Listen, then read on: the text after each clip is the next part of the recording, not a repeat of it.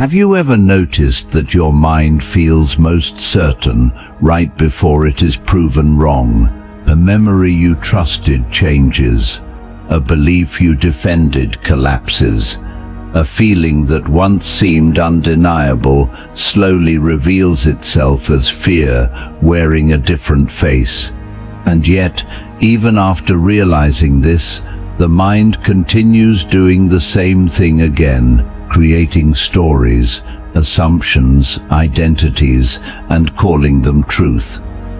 Tonight, we enter the hidden machinery behind human perception, not the world outside you, but the strange system inside you that quietly edits reality before you ever experience it. The thoughts you think are yours, the emotions that distort what you see, the invisible patterns your brain creates to protect itself from uncertainty. Because the most unsettling possibility is not that reality is fake. It is that your mind may never allow you to see it clearly. And the deeper you look, the harder it becomes to know which thoughts can truly be trusted. Mind built to protect illusions. The human mind does not exist to show you reality. It exists to keep you functioning. And those are not always the same thing. From the moment you wake up each morning, your brain begins constructing a version of the world that feels stable enough for you to move through without collapsing under uncertainty.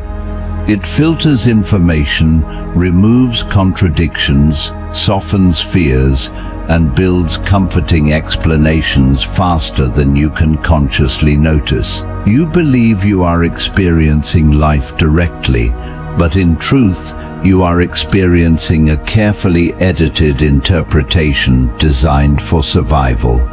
Not truth, survival. This becomes unsettling when you realize how much of your identity depends on those edits remaining intact. Imagine walking through a forest at night thousands of years ago. You hear movement behind the trees. Your mind instantly assumes danger. Maybe it is only wind, maybe it is nothing at all. But evolution favored the humans who reacted first and questioned later. The people who survived were not necessarily the ones who saw reality clearly.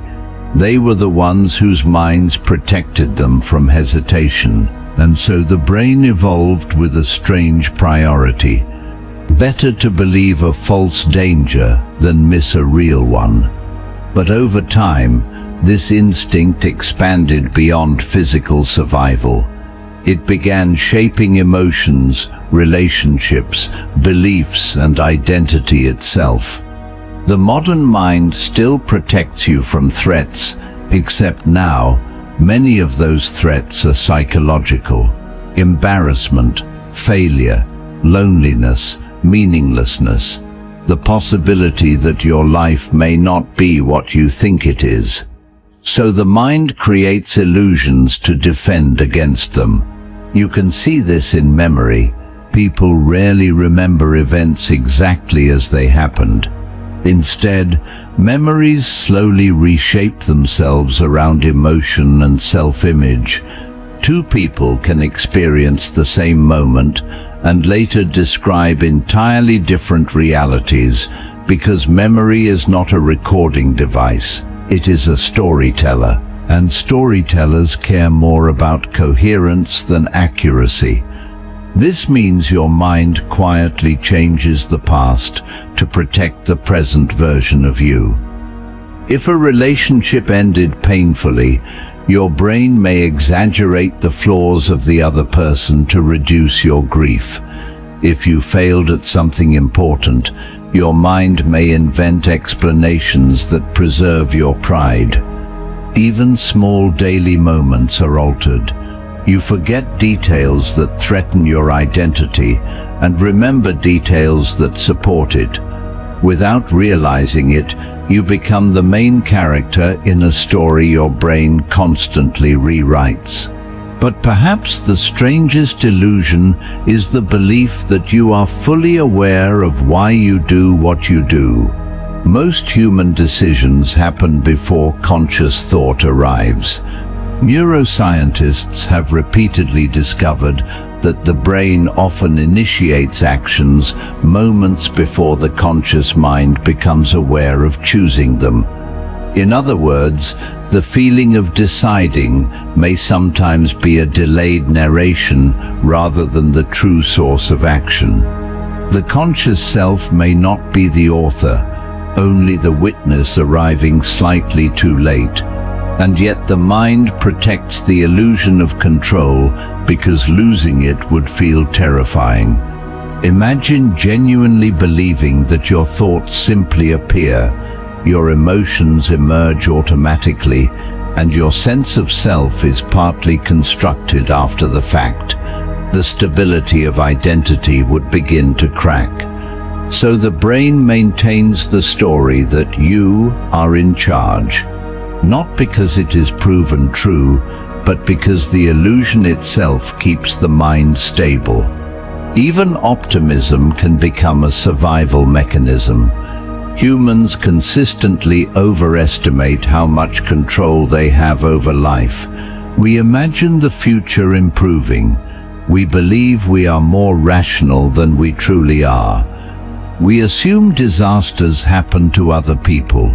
These biases are technically distortions of reality, yet without them, many people would lose motivation entirely.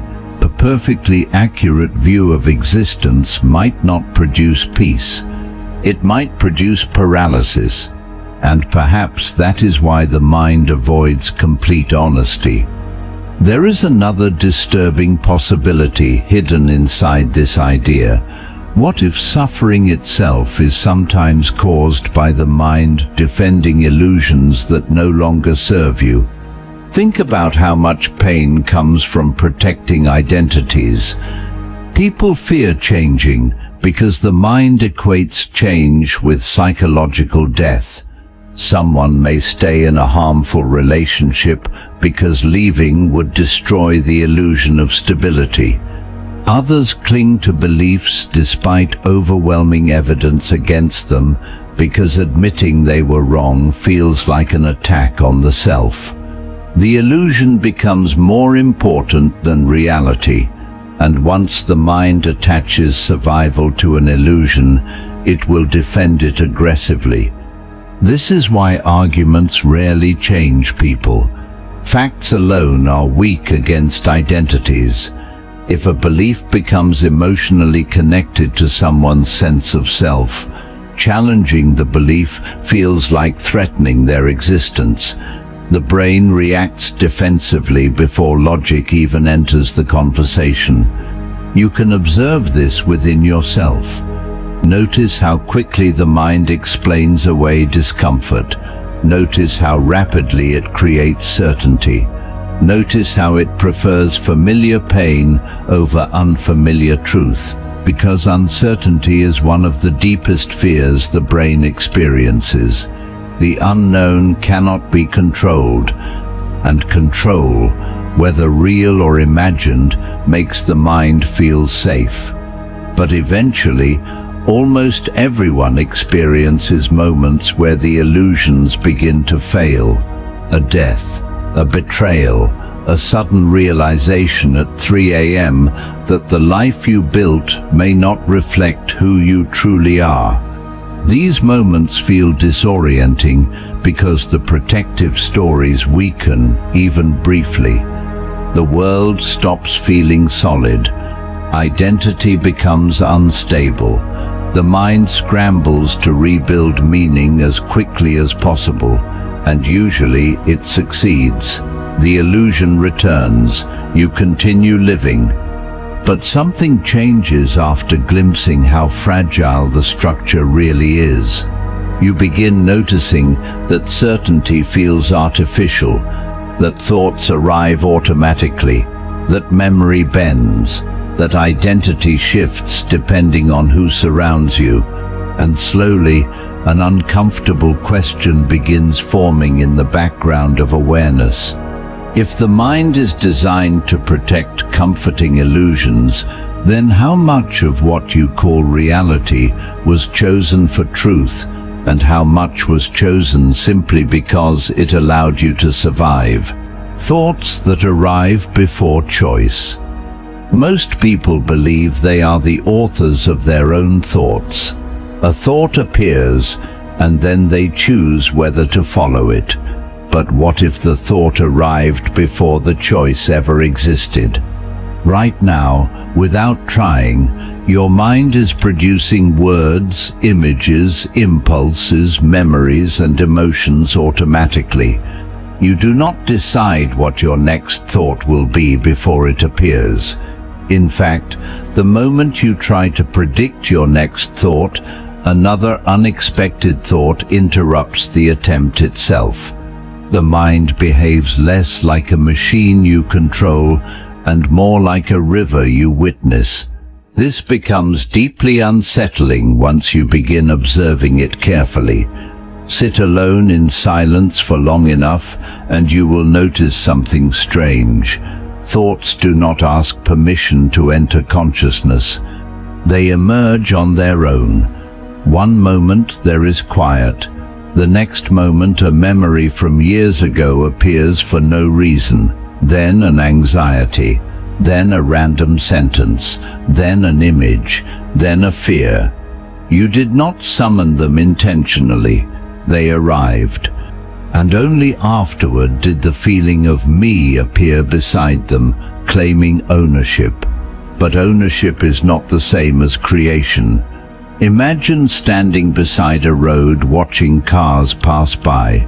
Some cars are pleasant memories, others are fears or desires or regrets.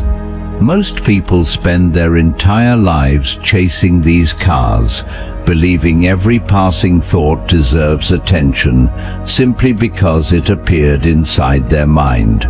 But the appearance of a thought does not prove its truth. Nor does it prove you created it consciously. This challenges one of the deepest assumptions humans carry, the belief in complete free will. Because if thoughts emerge automatically, then where exactly does choice begin? Neuroscience has uncovered disturbing clues about this question. In certain experiments, researchers observed measurable brain activity occurring moments before participants consciously reported making a decision. The brain appeared to begin preparing actions before conscious awareness recognized the intention itself. In simple terms, your brain may begin deciding before you know a decision has been made. The conscious mind might not be the commander of thought. It may only be the narrator, and narrators often arrive after the story has already started. At first, this idea feels impossible to accept. After all, your inner experience feels personal. It feels as though you intentionally think your thoughts, but examine the process carefully. Can you choose your next emotion before it happens? Can you intentionally select the exact thought that will appear 5 seconds from now? Or do thoughts simply emerge from somewhere beneath awareness? This hidden process becomes easier to notice during moments of emotional intensity. Someone insults you unexpectedly. Anger rises instantly before rational thought can intervene. Fear appears before logic finishes analyzing danger. Jealousy, attraction, shame, sadness, all arrive automatically. Consciousness often reacts after the emotional machinery has already moved. The mind creates the feeling of control, partly because the delay is so small. Thoughts appear, and almost instantly, identity claims them. You say, "I thought this," or "I decided that." but the thought itself may have emerged from unconscious processes built from memory, biology, trauma, instinct, conditioning, and countless invisible influences accumulated across your life. In that sense, the mind resembles weather more than authorship. Storms form beneath the surface long before they reach the sky. This realization creates a frightening possibility. What if many of the thoughts you suffer from were never truly chosen? People often blame themselves for intrusive fears, violent impulses, irrational worries, or sudden emotional reactions. They assume that because the thought appeared, it reflects who they are.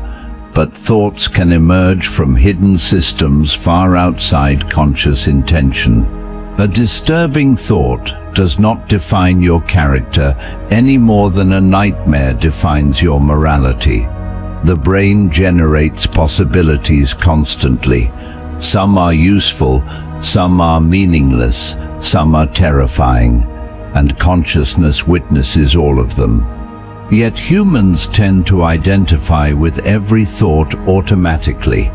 The moment a thought appears, the self grabs onto it. This is me. This is what I believe. This thought defines who I am. But perhaps the deeper truth is stranger. Perhaps the self is not the creator of thought, but the space in which thought appears. Meditation traditions across history have pointed toward this idea for thousands of years. When people observe the mind carefully without reacting, they begin noticing that thoughts behave almost independently. They rise, they stay briefly, then they vanish on their own. Even the strongest emotion eventually dissolves if it is not continuously fed by attention. And this reveals another disturbing fact.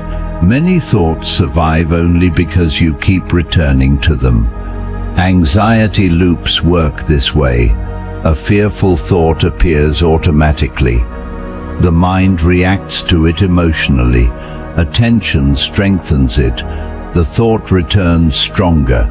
Soon the brain mistakes repetition for importance. What began as a random mental event slowly becomes identity, fear, or obsession. The mind traps itself inside patterns it never consciously chose.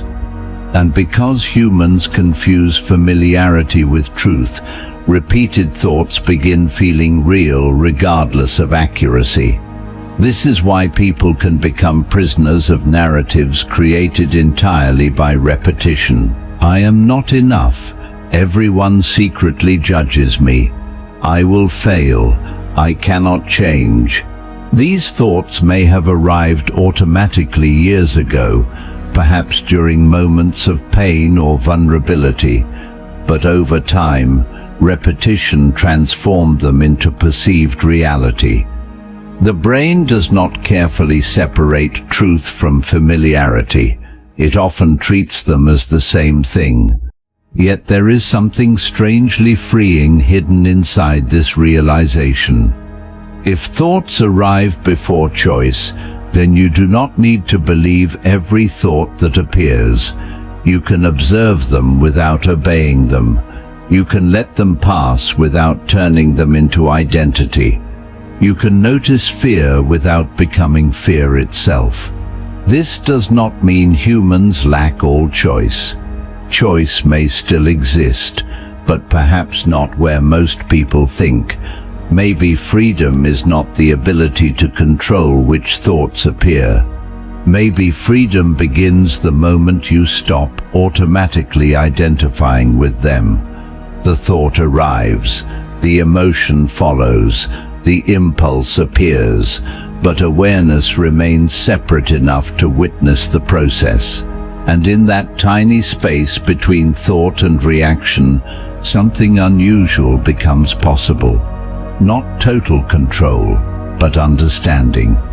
Because once you realize thoughts often emerge before conscious choice, you begin questioning something even more unsettling. If your thoughts arrive automatically, then how much of the person you call yourself was ever consciously chosen at all? Memory designed to rewrite reality. Most people trust memory because it feels permanent. The past feels stored somewhere inside the mind, like old recordings sitting untouched in darkness, waiting to be replayed exactly as they happened.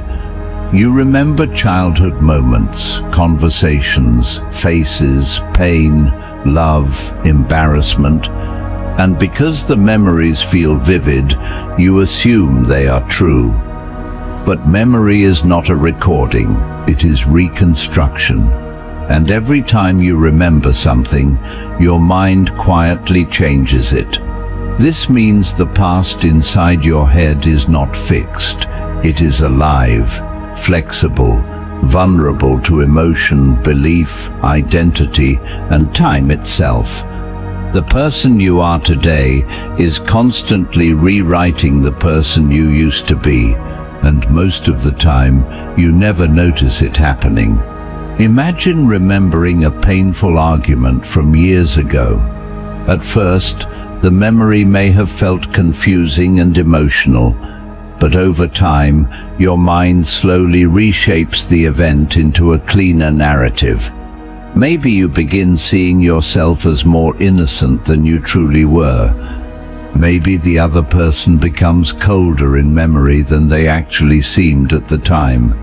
Details disappear. New emotional meanings attach themselves to old moments. The memory changes to support the current version of you. Because the brain does not preserve memories to protect truth. It preserves them to protect coherence. Human beings need their lives to feel like a story that makes sense. Contradictions create discomfort, so the mind edits the past until identity feels stable again.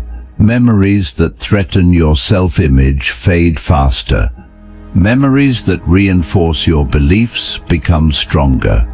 Over time, the mind creates a personal mythology, and eventually, you mistake that mythology for reality. This becomes disturbing when you realize how unreliable even strong memories can be. People confidently remember events that never happened. Entire conversations are invented unconsciously. Witnesses describe the same accident in completely different ways. Childhood memories often contain details added years later without awareness. The brain fills gaps automatically, not maliciously, but naturally. And because memory feels emotionally real, humans rarely question it. Think about how strange this truly is. Your understanding of who you are depends almost entirely on memory. Your identity is built from remembered experiences, remembered emotions, remembered failures, remembered relationships. But if memory constantly changes, then the self built from those memories changes too. You are standing on unstable ground without realizing it. Perhaps this is why nostalgia feels so powerful. Nostalgia is rarely love for the past itself. It is love for a rewritten version of the past, one softened by distance and edited by emotion. The brain removes complexity and leaves behind emotional symbols. A lonely evening becomes beautiful. A painful period becomes meaningful. Old friendships appear warmer. Lost moments glow with impossible perfection. Memory turns ordinary existence into myth, and sometimes it does the opposite. Trauma can cause the mind to repeatedly sharpen painful memories until they dominate perception entirely. One humiliation becomes proof of permanent inadequacy. One betrayal becomes evidence that nobody can be trusted. The memory grows emotionally larger each time it is revisited, not because the event itself changes, but because the emotional meaning attached to it keeps expanding. In this way, memory does not merely preserve reality, it actively shapes the future. A person who remembers life as hostile will move through the world differently from someone whose memories feel safe. Expectations, fears, and reactions emerge partly from remembered experience. The brain constantly predicts reality based on patterns extracted from the past, which means memory is not only backward-looking, it is predictive. Your remembered past quietly controls the future you expect to see. This creates an unsettling loop. You interpret reality through memory, while memory itself is constantly being altered by how you interpret reality. The mind becomes trapped inside its own feedback system, and perhaps nowhere is this more visible than in relationships. Two people can leave the same relationship carrying completely different histories inside them. One remembers love, the other remembers pain. Both memories feel absolutely true because emotion strengthens certainty. But certainty is not proof, it is only intensity. The deeper problem is that humans rarely realize memory changes every time it is accessed. Each recollection temporarily destabilizes the memory before storing it again, slightly altered by present emotion and perspective. In other words, remembering something is partly rewriting it. The past inside your mind is never untouched. It evolves with you. This raises a deeply uncomfortable question. If your memories are constantly changing, then what exactly connects the present version of you to the person you once were? Most people assume identity is continuous. You feel like the same person who existed years ago. But much of that continuity depends on memory stitching together a stable narrative. Remove certain memories, alter enough emotional associations, and identity itself begins shifting dramatically. Patients with memory loss often describe this terrifying experience. Without access to stable memory, the self starts dissolving, personality weakens, reality becomes fragmented, the story holding identity together collapses, which suggests something frightening. The self may not be a permanent thing at all. It may simply be the story memory continues telling, and stories can always be rewritten. Yet despite all this instability, the mind desperately protects the illusion of a solid past. Humans need continuity to function. Without it, existence begins feeling dreamlike and uncertain. So the brain maintains confidence even when confidence is unwarranted. You say, "I remember," and the mind quietly translates that feeling into certainty. But memory is not certainty. It is interpretation surviving across time, sometimes distorted by fear, sometimes softened by longing, sometimes rewritten to preserve identity, sometimes changed so gradually that the original truth disappears entirely. And perhaps the strangest part is this: you will probably remember even this realization incorrectly someday. Your mind may reshape it into something simpler, safer, or easier to live with. Because memory does not ask what truly happened. It asks what version of reality allows the mind to keep moving forward. And if memory is constantly rewriting the past, then how much of your life is built upon events that no longer exist the way you remember them at all? Fear that feels like truth. Fear has a strange ability to disguise itself as certainty. When the mind becomes afraid, possibilities suddenly begin feeling like facts. A future disaster feels inevitable. Rejection feels guaranteed. Failure feels already decided. The emotional intensity becomes so convincing that the brain stops treating fear as a temporary state and starts treating it as reality itself. And this happens so quietly that most people never notice the transformation. A thought appears. Something bad will happen. Then emotion enters the body. Tension in the chest, heaviness in the stomach, racing thoughts, heightened awareness, and within seconds, the mind reaches a dangerous conclusion. If it feels this real, it must be true. But emotions are not truth detectors. They are survival mechanisms.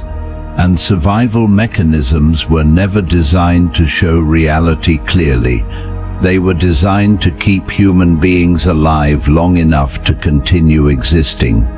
Thousands of years ago, fear helped humans avoid predators, danger, starvation, and death.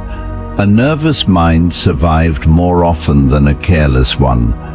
So evolution rewarded brains that assumed the worst. The problem is that the modern mind still carries this ancient machinery, even when the threats are psychological instead of physical. Now fear protects you from embarrassment, humiliation, loneliness, failure, meaninglessness, the possibility that you are not who you believed yourself to be. And because these fears cannot always be physically escaped, the mind begins creating internal realities around them instead. This is why fear changes perception itself. A person walking alone at night suddenly interprets every shadow as danger. A harmless silence in a conversation feels hostile. A delayed message feels like rejection. One uncertain future event becomes a complete imagined catastrophe. The fearful brain does not patiently wait for evidence. It predicts first, and once the prediction appears, perception begins searching for proof. Fear behaves like a filter placed over reality. You stop seeing the world as it is. You start seeing the world as your nervous system expects it to be. And perhaps the most disturbing part is how convincing fear becomes once the body participates. Humans trust bodily sensations deeply. A racing heart feels meaningful. Tightness in the chest feels like evidence. Physical anxiety creates the illusion that something external must justify the intensity being experienced. But the body can react to imagined threats almost as strongly as real ones. A nightmare can increase your heartbeat despite nothing dangerous existing nearby. Anxiety about the future can produce genuine suffering even when the feared event never occurs.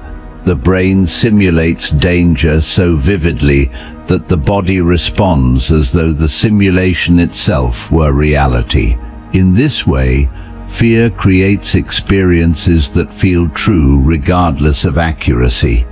And once fear repeats enough times, it slowly reshapes identity. A person afraid of rejection begins avoiding vulnerability.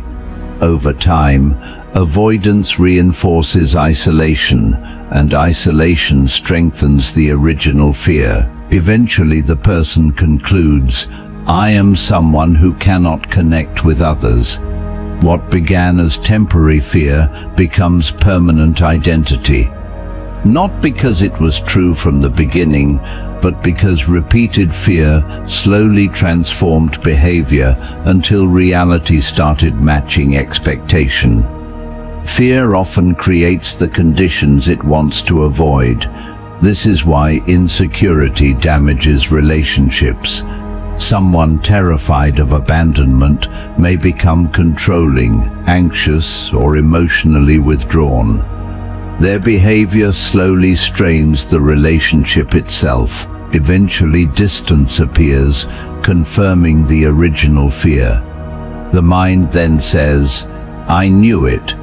But what it calls proof may actually be the consequence of fear shaping reality over time. And fear does not only distort the future, it rewrites the past as well. When afraid, the mind selectively remembers painful experiences more vividly. Embarrassing moments replay repeatedly, while peaceful moments fade into the background. Failures feel larger than successes. Rejection becomes easier to recall than acceptance. The fearful brain curates memory carefully, not to discover truth, but to maintain vigilance. Because from the perspective of survival, optimism can feel dangerous. If you relax too much, you might miss the threat.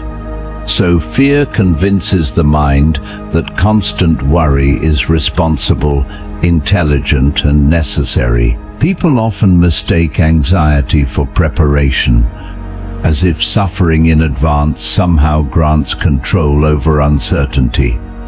But fear rarely solves uncertainty. It simply makes uncertainty emotionally unbearable. Still, the mind clings to it because fear creates an illusion of readiness. Worry feels active, hypervigilance feels productive. The brain would rather remain exhausted than risk feeling unprepared. And beneath all of this hides an even deeper fear most humans rarely confront directly, the fear that certainty itself may be impossible. Humans crave stable answers because uncertainty feels psychologically unsafe. So fear pushes the mind toward rigid conclusions. Everything will fail, nothing will change, nobody can be trusted. Negative certainty often feels safer than ambiguity, because at least certainty creates the illusion of control. But certainty built from fear is still distortion. A frightened mind interprets existence through protection rather than perception. You can observe this in yourself if you watch carefully. Notice how fear narrows awareness. The mind stops exploring possibilities and starts obsessively scanning for danger. Attention shrinks, complexity disappears. Reality becomes simplified into threat and safety. Fear makes the world smaller, and the longer someone lives inside fear, the smaller their life quietly becomes.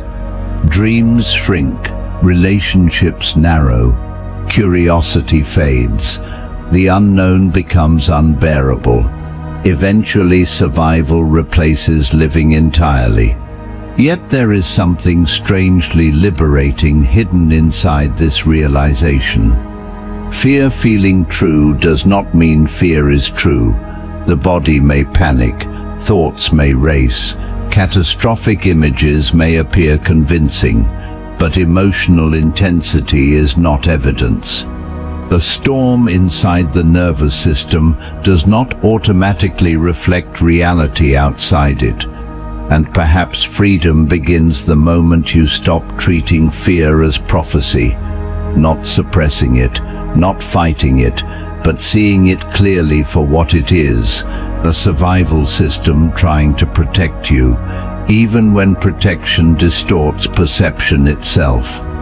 Because once you realize fear can feel identical to truth, you begin asking a far more unsettling question. How many of your deepest beliefs were formed not from reality, but from the things your mind was most afraid to lose? Identity created from repetition. Most people believe identity is something hidden deep inside them, a fixed self, a permanent core, a stable me that has always existed beneath changing experiences. But what if identity is not discovered? What if it is constructed through repetition? From childhood onward, the human mind constantly absorbs patterns. Repeated thoughts become beliefs. Repeated behaviors become habits.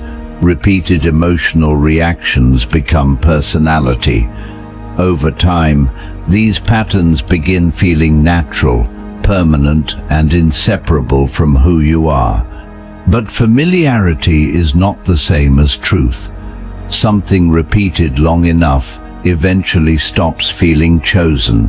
It starts feeling like destiny.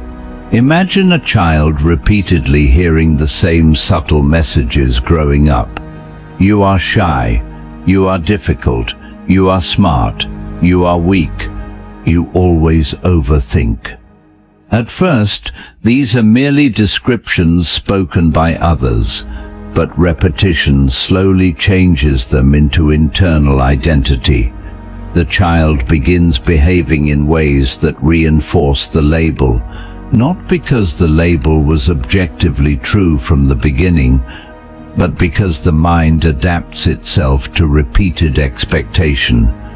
Humans become what they continuously rehearse. This process never truly stops. Even as adults, identity continues forming through repetition. The thoughts you think most often become easier for the brain to access. Neural pathways strengthen through repeated use, much like trails forming through a forest. A thought repeated daily slowly transforms into an automatic mental route. I am unlucky. I always fail. I need approval. I cannot change. At first, these are only thoughts. Eventually, they become personality. And once personality forms, the mind begins defending it fiercely because consistency creates psychological comfort. Humans fear contradiction inside themselves. If your identity depends on seeing yourself as strong, vulnerability feels threatening. If you see yourself as intelligent, mistakes feel dangerous. If your identity depends on being needed, loneliness becomes unbearable. The self becomes a structure maintained through constant repetition, not a fixed truth, a maintained pattern. This is why change feels strangely unnatural, even when change would improve your life. The brain prefers familiar suffering over unfamiliar uncertainty, because repeated identity creates stability. Someone may remain trapped inside destructive habits for years simply because those habits feel connected to who they are. The repetition becomes home, even when the home is painful. You can see this clearly in relationships. Many people unconsciously repeat emotional patterns learned in childhood without realizing it. The mind recreates familiar dynamics because familiarity feels safe, even when those dynamics produce suffering. A person raised around emotional distance may later mistake distance for love itself, because repetition trained the nervous system to recognize it as normal. The brain does not automatically seek happiness, it seeks familiarity, and familiarity often disguises itself as identity. Perhaps this is why humans struggle to separate themselves from their routines. Morning rituals, repeated conversations, predictable reactions, preferred environments, all reinforce the feeling of continuity. Remove enough repetitive patterns and the self begins feeling unstable. This becomes obvious during major life changes. A career disappears, a relationship ends, someone moves to another country. Suddenly the routines that reinforced identity vanish, and people often experience a terrifying question beneath the surface. Who am I without repetition? Because much of what feels like self depends on continuously performing the same psychological patterns again and again. Even memory participates in this loop. The stories you repeat about your past slowly shape the person you believe yourself to be. Tell yourself often enough that you were abandoned, broken, misunderstood, superior, unlucky, resilient, or invisible, and eventually the story becomes emotionally real regardless of its complexity. Identity grows around repeated narrative, and narratives simplify reality. This is why people often resist evidence that contradicts their self-image. If someone has repeated the belief, "I am a victim," for years, moments of personal responsibility feel threatening. If someone repeats, "I am independent," accepting help becomes uncomfortable. The mind protects repeated identity because losing it feels like psychological death. Even suffering can become identity through repetition. People sometimes continue emotional pain unconsciously because the pain itself has become familiar. They repeat old stories, revisit old wounds, recreate old emotional states, not intentionally, but because repetition creates emotional gravity. The brain pulls toward what it knows. This creates one of the strangest paradoxes of human existence. The self feels stable precisely because it keeps repeating itself, and the more repetition occurs, the more permanent identity appears. But permanence may only be illusion created through consistency. Think about how different versions of you have already existed across your life. The child you once were, the teenager you became, the person you were 5 years ago, each believed itself to be the real you at the time. Yet thoughts changed, values changed, desires changed, fears changed, entire emotional worlds disappeared and were replaced. Still, awareness remained. Something witnessed all the transformations, and perhaps that witnessing matters more than the identities themselves, because identities come and go, repetition changes, habits evolve, beliefs collapse, yet consciousness continues observing the process. This realization can feel unsettling at first. If identity is partly constructed through repetition, then much of what you call yourself may be more flexible than you imagined. Your fears, preferences, insecurities, emotional reactions, and even personality traits may not all be fixed truths. Many may simply be practiced patterns, rehearsed existence, loops repeated so often they became invisible. But hidden inside this realization is freedom. If repetition helped construct identity, then new repetition can reshape it, not instantly, not magically, but gradually. The mind learns through consistency. Attention changes patterns. Repeated awareness weakens automatic behavior. Even deeply rooted emotional habits can shift over time once they are observed instead of unconsciously repeated. And perhaps this is why self-awareness feels uncomfortable at first. Because awareness interrupts repetition. It exposes the machinery beneath identity, the automatic reactions, the inherited beliefs, the unconscious performances repeated for so long they started feeling natural. And once you see the repetition clearly, something strange happens.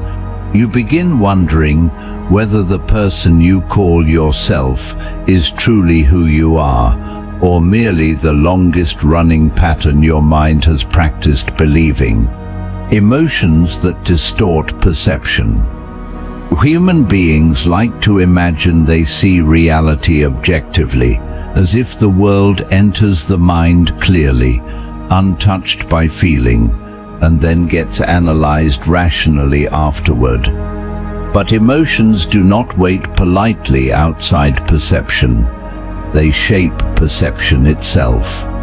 The world you experience changes depending on what you feel. The same room can feel comforting one day and unbearable the next. The same sentence can sound loving, hostile, or empty, depending on your emotional state. Reality itself seems to bend beneath emotion, even when nothing external has changed. And most people never realize how deeply this distortion controls their lives. Because emotions do not announce themselves as filters, they present themselves as truth. When sadness enters the mind, the future suddenly appears hopeless. Memories become darker, possibilities shrink, neutral events feel heavy with meaning.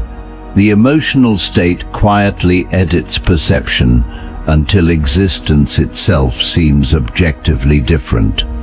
Then happiness arrives days later, and the exact same life suddenly feels manageable again. Nothing external may have changed, only perception changed. Yet during both emotional states, the mind felt equally convinced it was seeing reality clearly. This is the strange power emotions hold over consciousness. They do not merely influence thought, they organize experience. Imagine someone already feeling insecure entering a crowded room. Instantly, perception begins filtering reality through emotional expectation. A random glance feels judgmental. A brief silence feels rejecting. A small social mistake becomes emotionally enormous. The person believes they are reacting to reality, but much of the suffering comes from emotional interpretation layered onto neutral events. The mind sees what emotion prepares it to see. And because emotions operate quickly, perception often changes before conscious reasoning even begins. Fear narrows awareness toward danger. Anger magnifies offense. Desire exaggerates possibility. Loneliness creates emotional hunger that changes how other people appear. Pride hides weakness. Shame hides worth. Emotion silently edits the world before logic enters the room. This becomes especially dangerous because humans trust feelings deeply. A strong emotion creates psychological certainty regardless of accuracy. People say things like, "I just feel like it's true," as though feeling itself were evidence. But emotions evolved primarily for survival, not objective understanding. Their purpose was to create fast reactions to changing environments. Long before humans had language or philosophy, emotions guided attention toward what seemed important for survival. The problem is that emotional systems still react to imagined threats, social fears, memories, and symbolic dangers with the same intensity once reserved for physical survival. The body often cannot distinguish between psychological pain and immediate danger. This is why embarrassment can feel catastrophic, why heartbreak can feel physically painful, why anxiety about the future can create real suffering despite nothing happening yet. Emotion transforms imagination into experience, and repeated emotions slowly reshape reality itself. Someone who lives in chronic fear begins seeing danger everywhere. Someone consumed by resentment notices only offenses. Someone trapped in shame interprets neutral interactions as criticism. Over time, emotional patterns become stable perceptual patterns. The person no longer realizes they are interpreting reality emotionally. They believe reality itself has become darker. This is how emotional suffering can become self-reinforcing. The emotional state changes perception. Perception strengthens the emotion, and the cycle continues automatically. A depressed mind notices negative details more easily. Those details reinforce hopelessness. Hopelessness further narrows attention toward negativity. The mind becomes trapped inside emotional gravity. And because perception feels immediate and personal, people rarely question it. Consider how differently the world appears during love. Suddenly, ordinary moments become meaningful. Small details glow with significance. The loved person appears more beautiful, more intelligent, more unique than others perceive them to be. Emotion magnifies selected aspects of reality while minimizing flaws. Love does not merely change how you feel, it changes what you notice. And heartbreak reverses the process. Warm memories become painful. Familiar places feel empty. The same songs, streets, and conversations carry completely different emotional textures than before.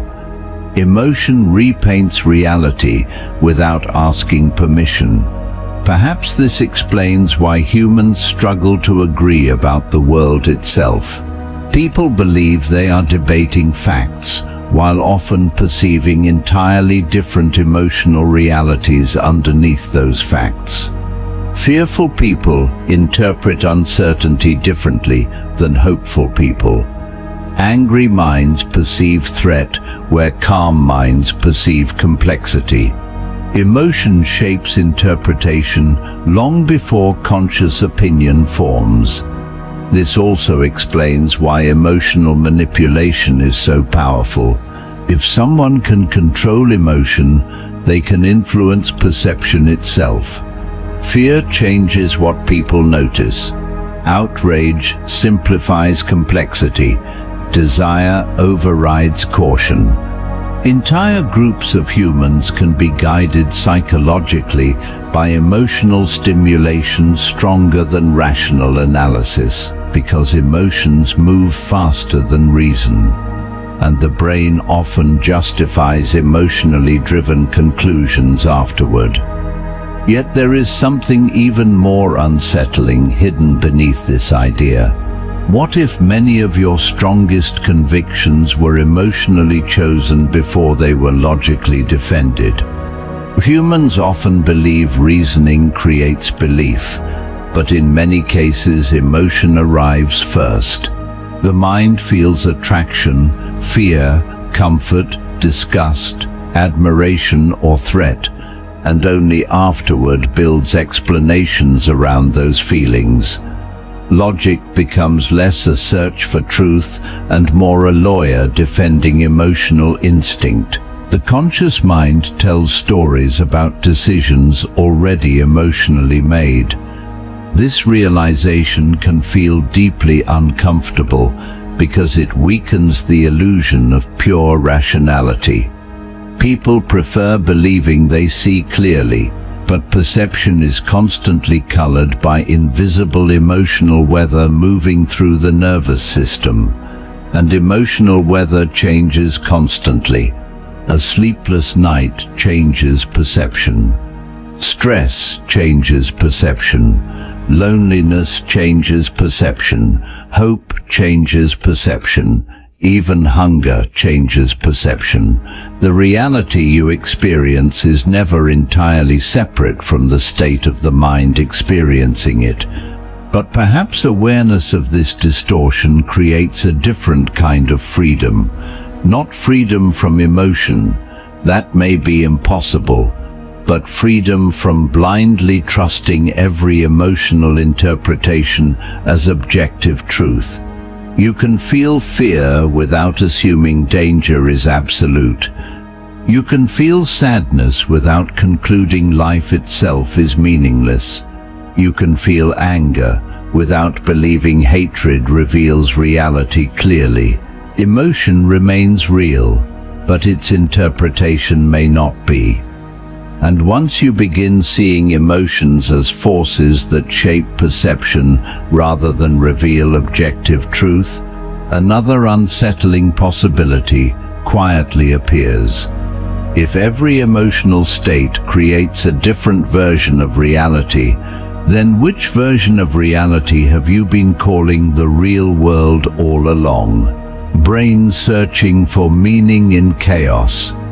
The human brain would rather invent meaning than accept randomness. This instinct is so deeply rooted that even in complete chaos, the mind begins searching desperately for patterns, explanations, symbols, and hidden connections.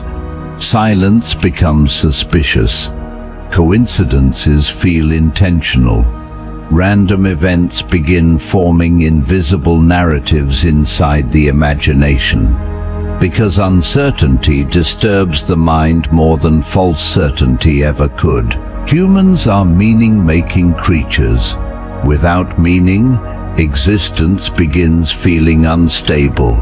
Imagine looking up at clouds. Within seconds, the brain transforms shapeless forms into faces, animals, and familiar objects.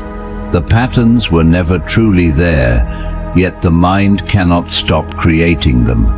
This ability helped humans survive for thousands of years. Recognizing patterns quickly allowed early humans to predict danger, locate food, understand seasons, and avoid threats. The brain evolved to connect events, to assume relationships, to search for causes behind effects.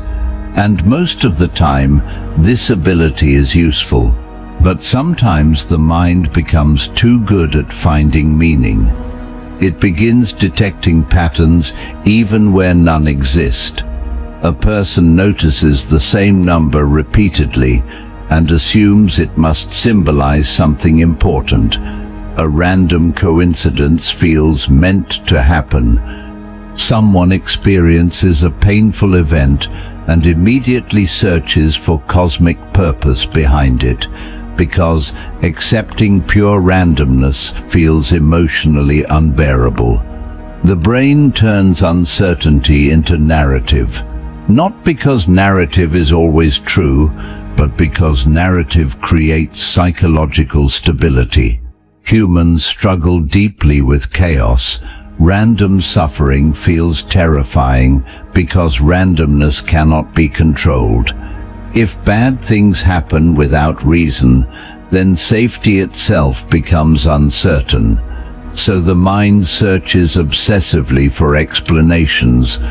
Even painful meaning feels safer than meaningless unpredictability. This is why people often ask questions like, "Why did this happen to me?" Not simply to understand events, but to protect themselves from the horror of randomness. The mind wants reality to feel ordered. It wants actions to produce predictable outcomes. It wants justice to exist. It wants life to follow understandable rules. And when reality fails to provide those structures naturally, the brain quietly invents them. You can see this tendency everywhere.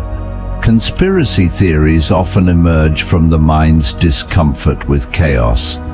Large random events feel psychologically impossible to accept, so the brain constructs hidden explanations. Tragedies must have secret architects. Coincidences must contain intentional design. The idea that events may emerge from complexity uncertainty, or randomness feels too emotionally incomplete. The mind prefers hidden order over visible uncertainty. Even superstition reveals this instinct. Humans create rituals believing they influence uncontrollable outcomes.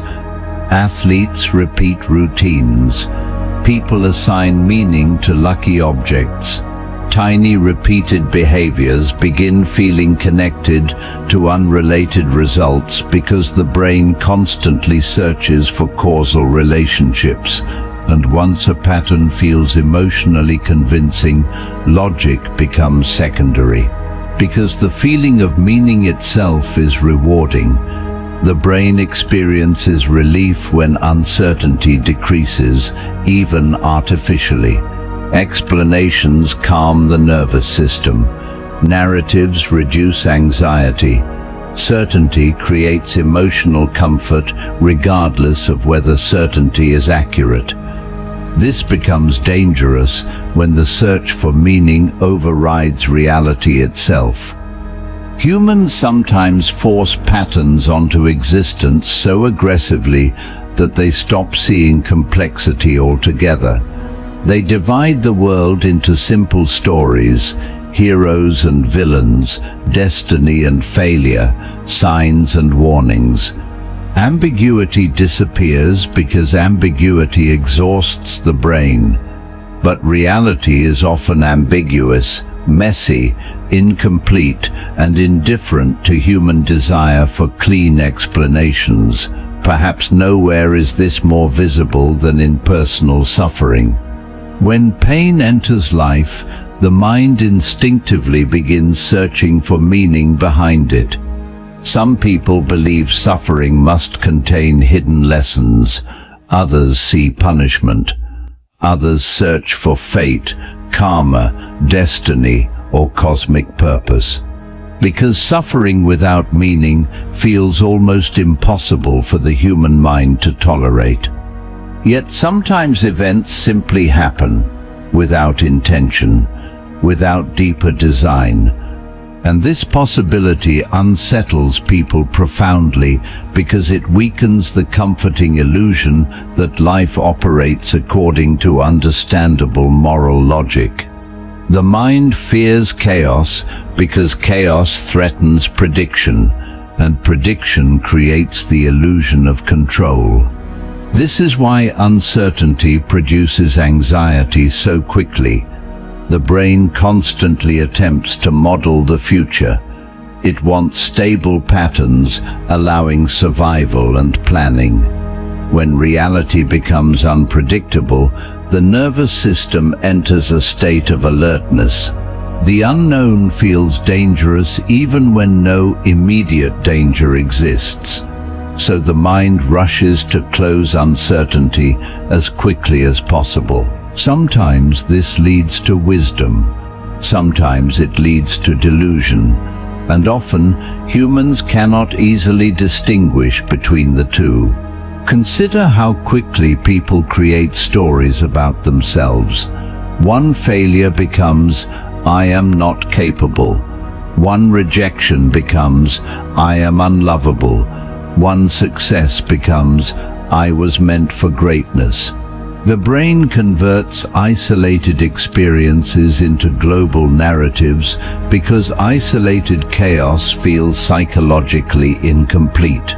Identity itself becomes an attempt to organize randomness into story. But stories simplify reality. A life contains contradictions, accidents, shifting emotions, changing desires, random encounters, biological impulses, unconscious influences, and unpredictable events. Yet the mind compresses all of it into coherent explanation, because coherence feels safer than uncertainty. This creates one of the strangest illusions humans live inside. The feeling that life fully makes sense after the fact. When people look backward, they often connect events into narratives that appear inevitable. Relationships, failures, successes, timing, everything starts resembling a structured path leading toward the present moment. But much of that structure may be reconstructed afterward. The brain edits randomness into destiny. And once the story forms, it becomes difficult to imagine alternatives that could have happened just as easily. Yet despite all these distortions, the search for meaning may also be part of what makes humans deeply human. Art, philosophy, religion, science, love, all emerge partly from the refusal to accept existence as meaningless noise. The brain searches because consciousness itself longs for orientation inside an uncertain universe. The danger is not meaning itself. The danger is forgetting that meaning can be created as much as discovered. And perhaps true wisdom begins when you stop demanding certainty from chaos. Not because meaning disappears, but because reality may be larger, stranger, and less controllable than the human mind wants to believe. Because once you realize the brain constantly searches for patterns inside uncertainty, a disturbing question begins quietly forming beneath awareness. How many of the meanings guiding your life were genuinely discovered, and how many were simply invented to protect you from the unbearable silence of randomness? Reality filtered through expectation. Human beings rarely see reality before expectation. They see expectation first and then mistake it for reality. Long before an event happens, the mind quietly predicts what it believes is coming. It anticipates rejection before conversations begin. It expects failure before trying.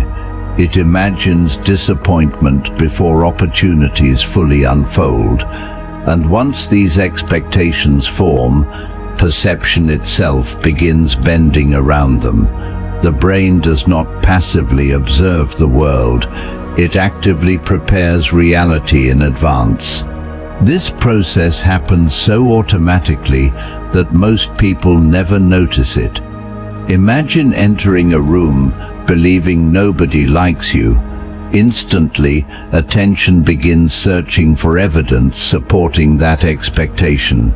Neutral faces appear cold, small pauses feel awkward. Tiny details confirming insecurity become emotionally amplified. At the same time, contradictory evidence fades into the background unnoticed. The mind selectively edits reality to preserve expectation. And because perception feels immediate, people assume they are simply seeing things clearly. But clarity is often contaminated by prediction. The brain evolved this way for survival. Predicting danger allowed humans to react faster than waiting for complete information. If ancient humans expected threat near certain sounds, places, or conditions, they survived more often than those who waited patiently for proof. Expectation increased survival, but modern psychological life transformed this survival mechanism into something far more complicated. Now expectations shape relationships, identity, ambition, emotion, and even self-worth. A person expecting abandonment may unconsciously push others away. Someone expecting humiliation may avoid opportunities entirely. A mind expecting meaninglessness begins filtering life through hopelessness until beauty itself becomes harder to notice. The expectation changes the experience before reality fully arrives. This creates a strange loop. You expect something. Perception filters reality accordingly. Behavior changes unconsciously. Reality partially responds to your behavior. Then the brain says, "I knew it all along." Expectation becomes self-confirming. This is why beliefs about yourself are so powerful. If someone deeply expects themselves to fail, the nervous system often reacts with hesitation, anxiety, and self-doubt before important moments. Focus weakens, performance declines. Failure becomes more likely, not because failure was inevitable, but because expectation quietly shaped behavior throughout the process. The mind participates in creating the reality it predicts, and the opposite is also true. Confidence can alter performance. Hope changes persistence. Positive expectation increases openness, curiosity, and resilience. Even physical healing can improve when the brain expects recovery. The body itself responds differently, depending on what the mind anticipates. Expectation influences perception so deeply that it can alter physical experience. This becomes especially unsettling when you realize how many expectations were inherited rather than consciously chosen. Childhood experiences, culture, trauma, relationships, and repeated emotional patterns silently shape what the mind expects from life. Someone raised around criticism may expect judgment everywhere. Someone raised around instability may expect loss even during peace. Someone repeatedly hurt may expect danger inside intimacy itself. Over time, these expectations stop feeling like interpretations. They start feeling like objective reality. But expectation is not truth. It is prediction built from previous experience, and previous experience is often incomplete. You can observe this mechanism in everyday life. Watch how differently two people interpret the same event. One sees opportunity where another sees threat. One experiences challenge where another experiences humiliation. One notices kindness while another notices rejection. The external reality may be nearly identical. The internal expectations are not. Expectation functions like invisible architecture surrounding consciousness. It determines what the mind pays attention to, what it ignores, and what emotional meaning gets attached to experience. In many ways, humans do not encounter raw reality directly. They encounter reality filtered through anticipation. This also explains why first impressions become so powerful. Once the brain forms an expectation about someone, perception begins organizing around it automatically. If you initially believe someone is intelligent, you interpret their actions differently than if you expect incompetence. The expectation subtly changes how you listen, react, and remember. Humans constantly shape each other through expectation. Perhaps this is why labels become psychologically dangerous. Repeatedly telling someone they are broken, difficult, gifted, weak, lazy, or exceptional gradually changes the expectations they hold about themselves. Those expectations influence behavior until the label begins appearing true. The prediction creates the pattern, and eventually the pattern feels natural. But there is something even more unsettling hidden beneath this process. Expectation does not only shape future events, it reshapes the past as well. The mind remembers experiences differently depending on current expectations.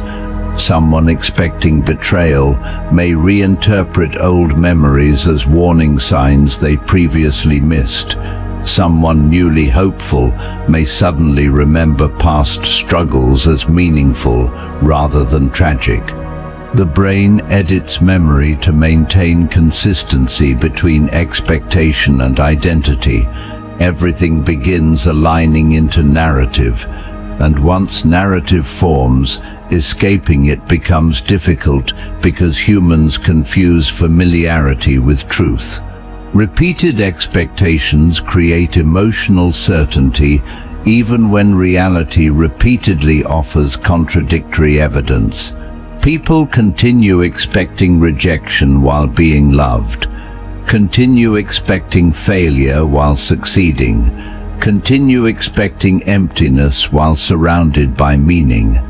The filter remains stronger than the evidence itself. Because expectation is not merely intellectual, it becomes emotional habit, and emotional habits shape perception automatically. Yet hidden inside this realization is a subtle kind of freedom. If reality is filtered through expectation, then changing expectation changes experience itself. Not through magical thinking, not by pretending suffering does not exist, but by recognizing that perception is never completely neutral to begin with. You are always interpreting, always predicting, always seeing partially through the lens of what the mind already believes possible, and perhaps awareness of that lens matters more than removing it entirely. Because once you realize expectation silently edits reality before you consciously experience it, another unsettling possibility appears. How much of the world you call real was never actually seen clearly, but only recognized because your mind expected to find it there? Inner voice that cannot be verified. There is a voice inside your mind that has been speaking for as long as you can remember. It comments on your life, interprets your experiences, judges your actions, explains who you are.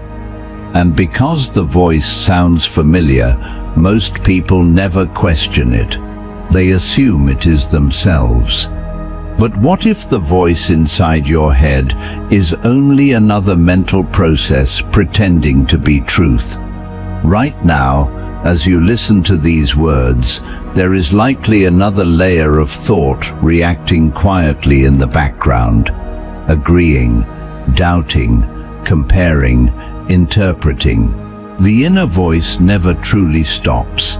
It narrates existence almost continuously, stitching together thoughts into the feeling of a stable identity moving through time.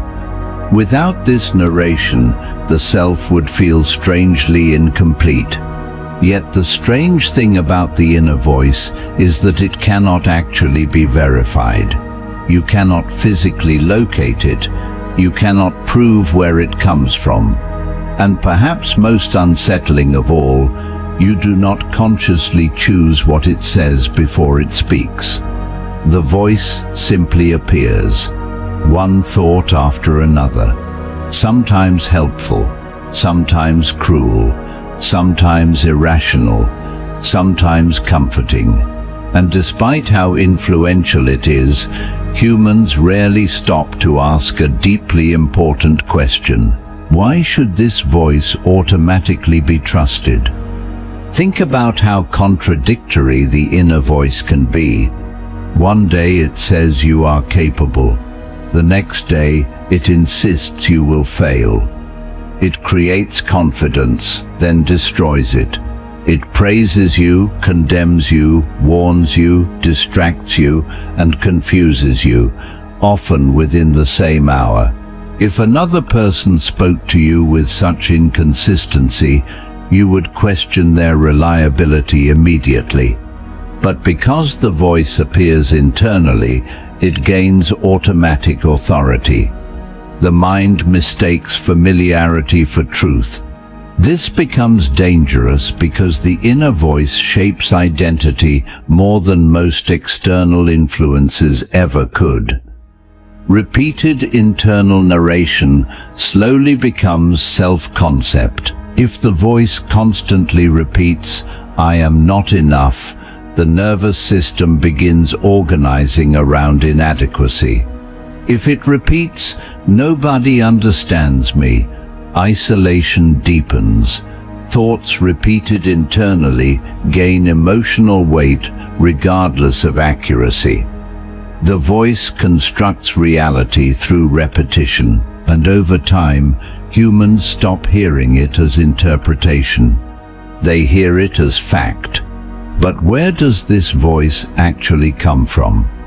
Part of it emerges from memory, fragments of parents, teachers, fears, experiences, culture, insecurity, desire, and survival instincts blend together into continuous internal commentary. The inner voice is not necessarily a singular you.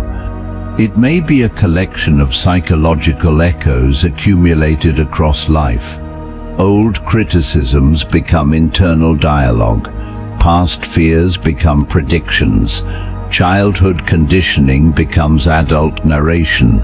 And eventually the voice feels personal simply because it has been present for so long. This explains why the inner voice often becomes harsh during moments of vulnerability. Under stress, the brain shifts toward protection and self-monitoring. The internal narrator becomes more critical because it believes criticism prevents danger. It tries to anticipate failure before failure happens. The voice thinks control comes from constant judgment, but often the judgment itself creates suffering. A person makes one mistake, the inner voice transforms it into identity. You always ruin things. You are weak. You never change. And because the voice speaks from inside consciousness itself, its words feel intimate and undeniable. Yet the voice is frequently inaccurate. It exaggerates, catastrophizes, distorts memory, predicts futures that never happen, creates fears unsupported by reality. And still humans obey it because the brain assumes internal thoughts must contain hidden truth. But thoughts are not automatically wisdom. They are events occurring inside awareness, nothing more. This realization becomes clearer during moments of silence. Occasionally, there are brief gaps between thoughts, small moments where awareness exists without narration. During those moments, something strange becomes noticeable. Consciousness still exists even when the voice pauses. The observer remains. This raises a deeply unsettling possibility. If awareness continues without the inner voice, then perhaps the voice is not the true self at all. Perhaps it is only commentary layered on top of experience, a narrator mistaken for identity. Meditation traditions have explored this paradox for centuries. When people observe the mind carefully, they often discover that thoughts arise automatically without conscious authorship. The voice speaks by itself. It comments constantly, often without invitation. And once this becomes visible, the relationship between awareness and thought begins changing. Instead of being trapped inside every sentence produced by the mind, a person begins witnessing the process itself. The voice says something fearful. Awareness notices. The voice creates judgment. Awareness notices. The narration continues, but identification weakens. This does not silence the voice completely. The human mind naturally generates language and internal interpretation. The problem is not that the voice exists. The problem is believing every word it says. Because the inner voice often behaves less like objective truth and more like a survival algorithm built from previous experience. It predicts pain to avoid pain. It creates narratives to reduce uncertainty. It searches for consistency even where reality is complex and unstable. The voice wants certainty. Reality rarely provides it. And perhaps this is why the inner narrator works so hard to explain existence continuously. Without explanation, life feels unpredictable. Without narration, identity feels fragile. The voice maintains psychological continuity by constantly telling you who you are and what reality means. But narration is not proof. A story repeated internally can still be fiction. And once you realize the inner voice cannot truly be verified, another disturbing question slowly emerges. If the voice inside your head has shaped your entire identity, then how much of your life was guided by truth, and how much was guided by a narrator that only sounded convincing because it never stopped speaking? Beliefs formed without awareness. Most human beliefs are not consciously chosen. They are absorbed, quietly, repeatedly, and often without awareness. Long before people begin questioning reality, the mind is already collecting assumptions about how the world works. Childhood experiences, emotional reactions, family dynamics, culture, fear, praise, rejection. All of these slowly build invisible frameworks inside the brain. Over time, those frameworks become beliefs, not because they were proven true, but because they were repeated often enough to feel natural. A child repeatedly ignored may unconsciously develop the belief that their thoughts do not matter. Someone constantly praised only for achievement may begin believing love must be earned. Another person raised around instability may quietly assume peace never lasts. These beliefs rarely arrive as clear sentences. They become emotional expectations hidden beneath conscious thought. And because they form gradually, people usually mistake them for reality itself. The mind says, "This is simply how life is." But life is often being interpreted through beliefs created years earlier under completely different circumstances. This is why two people can experience the same situation and reach entirely different conclusions. One sees opportunity while another sees danger. One trusts easily while another expects betrayal. One believes failure is temporary while another believes failure reveals permanent inadequacy. The external world may remain identical. The internal beliefs are not. And perhaps the strangest part is that people defend beliefs they never intentionally chose. The brain protects familiar beliefs because they create psychological structure. Even painful beliefs can feel safer than uncertainty, because certainty, however negative, provides stability. A person who secretly believes they are unworthy may reject love when it finally appears, because acceptance would threaten the entire internal system they built around suffering. The belief feels emotionally real even when reality contradicts it. This is how invisible beliefs quietly shape destiny. They influence relationships, ambition, fear, identity, and perception itself, all beneath awareness. And once you begin noticing this process, another uncomfortable realization appears.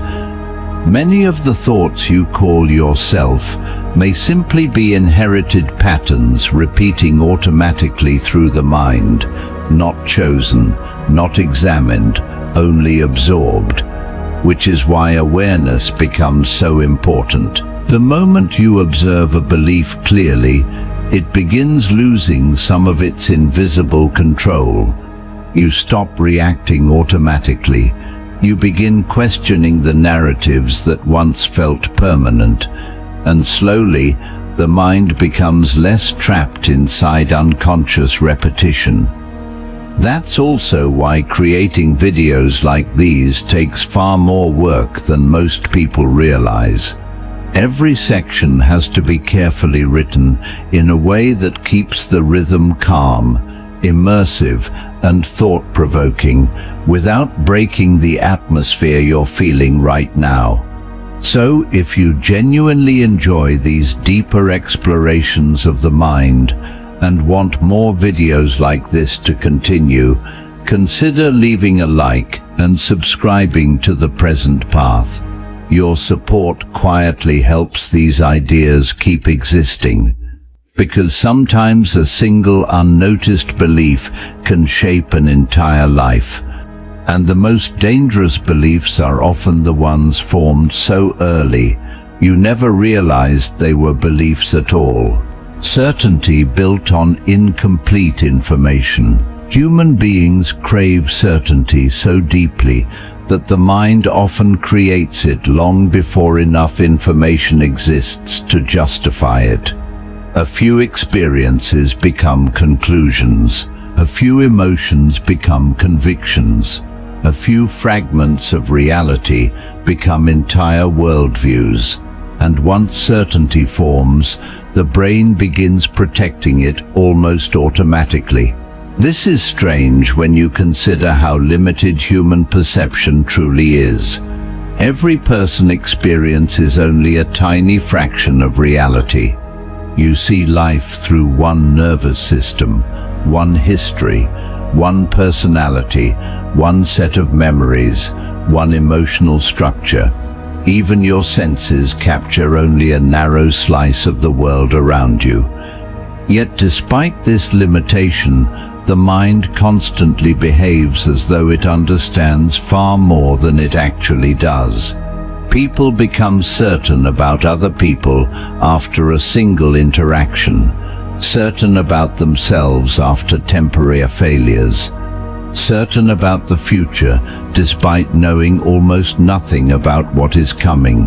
The brain fills missing information with assumptions so smoothly that the assumptions stop feeling like guesses. They begin feeling like truth. This happens because uncertainty exhausts the human mind. The unknown creates tension inside consciousness. A question without an answer remains psychologically open, and the brain dislikes openness. So it rushes toward conclusions, even incomplete ones, because conclusions create emotional relief. Certainty calms the nervous system, even false certainty. Imagine hearing someone speak in a cold tone once. Instantly, the mind begins constructing explanations. They dislike me. I said something wrong. Something bad is happening. In reality, countless explanations may exist. Stress, distraction, exhaustion, unrelated problems. But the brain prefers immediate interpretation over ambiguity. The mind would rather feel wrong with confidence than uncertain with patience. And this tendency shapes nearly every area of human life. People form identities from incomplete information. One painful relationship becomes proof about love itself. One humiliation becomes proof about personal worth. A few moments of suffering become conclusions about existence. The brain takes isolated experiences and transforms them into stable narratives, because narratives reduce uncertainty, but reality is almost always more complex than the narratives built around it. The danger begins once certainty hardens into identity. At that point, contradictory information no longer feels neutral. it feels threatening. Humans protect certainty emotionally because certainty becomes tied to psychological safety.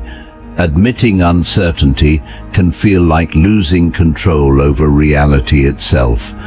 This is why arguments rarely change deeply held beliefs. The issue is not always intelligence, it is emotional attachment to certainty. A person may ignore evidence not because the evidence is weak, but because accepting it would destabilize the structure through which they understand themselves and the world. The mind protects stability before truth, and often people do not even realize they are doing it. You can observe this process within yourself if you look carefully. Notice how quickly the brain creates explanations. Notice how uncomfortable it feels not knowing. Notice how the mind fills silence with interpretation, fills uncertainty with prediction, fills complexity with simplified conclusions. The brain constantly edits reality into manageable certainty. But manageable certainty is not the same thing as truth. Perhaps this becomes most obvious when people look back on moments they were once absolutely certain about. Beliefs that felt unquestionable years ago later appear incomplete or naive. Opinions change, assumptions collapse. Entire worldviews dissolve after new experiences reveal how little was understood before. And yet, during those earlier moments, certainty felt completely real. This suggests something deeply unsettling. The feeling of certainty itself is not reliable evidence. Humans often assume confidence reflects accuracy. But confidence and truth are not identical. Someone can feel completely certain while being entirely mistaken. History is filled with people who defended false ideas with absolute conviction because the emotional experience of certainty can exist independently from reality. The mind confuses conviction with correctness, and the less information available, the more imagination quietly fills the gaps. This is why fear strengthens certainty so powerfully.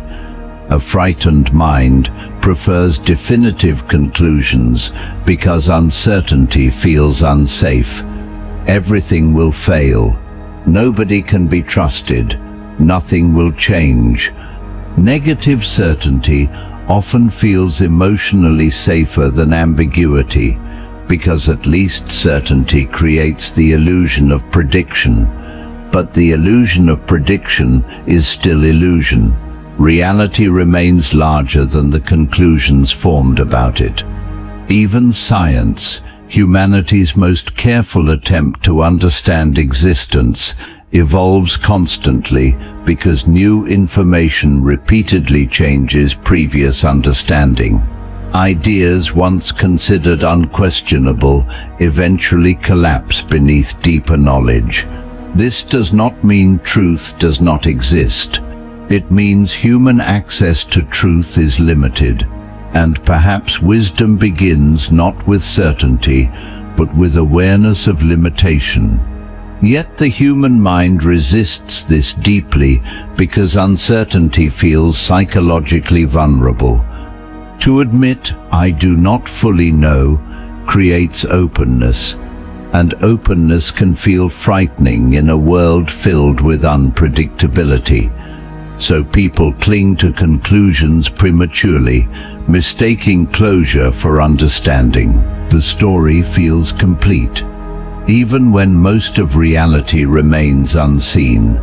This becomes especially important in how humans view each other. Entire judgments are often formed from partial information. A stranger becomes good or bad within seconds. A single mistake defines someone permanently. One moment gets mistaken for total character. But every person contains invisible complexity hidden beyond immediate perception. No mind ever sees the full picture, not of others, not even of itself. And perhaps this is the deepest irony of human certainty. The brain creates absolute conclusions using fragments of incomplete experience, while remaining almost entirely unaware of how much information is still missing. Yet hidden inside this realization is a quieter, more honest kind of peace. You do not need complete certainty to continue living. You do not need every answer immediately. Reality can remain partially unknown without becoming meaningless. In fact, some truths may only become visible once the mind stops rushing to close uncertainty too quickly. Because once you realize how often certainty is built from incomplete information, another unsettling question begins forming beneath awareness. How many things have you defended with absolute confidence simply because the mind feared what might happen if uncertainty were allowed to remain open? Perception controlled by attention. Human beings believe they see the world directly, but in reality, they mostly see what their attention allows them to notice.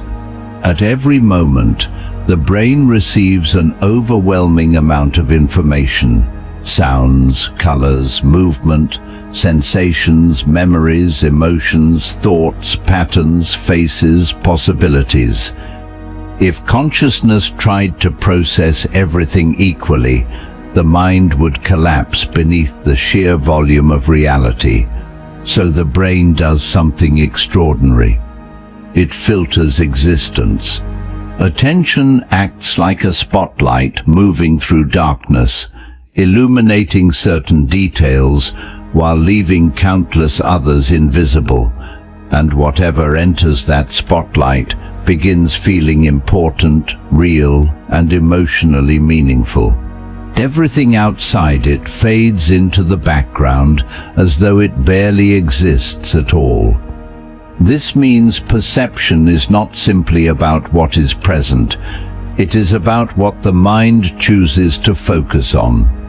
And most people never realize how much this changes their experience of reality. Imagine buying a certain car for the first time. Suddenly, you begin noticing the same car everywhere. It feels as though the world changed overnight, but the cars were always there. Your attention simply started prioritizing them. The mind notices what it has been trained to value. Attention creates perceived reality. The same process shapes emotional life.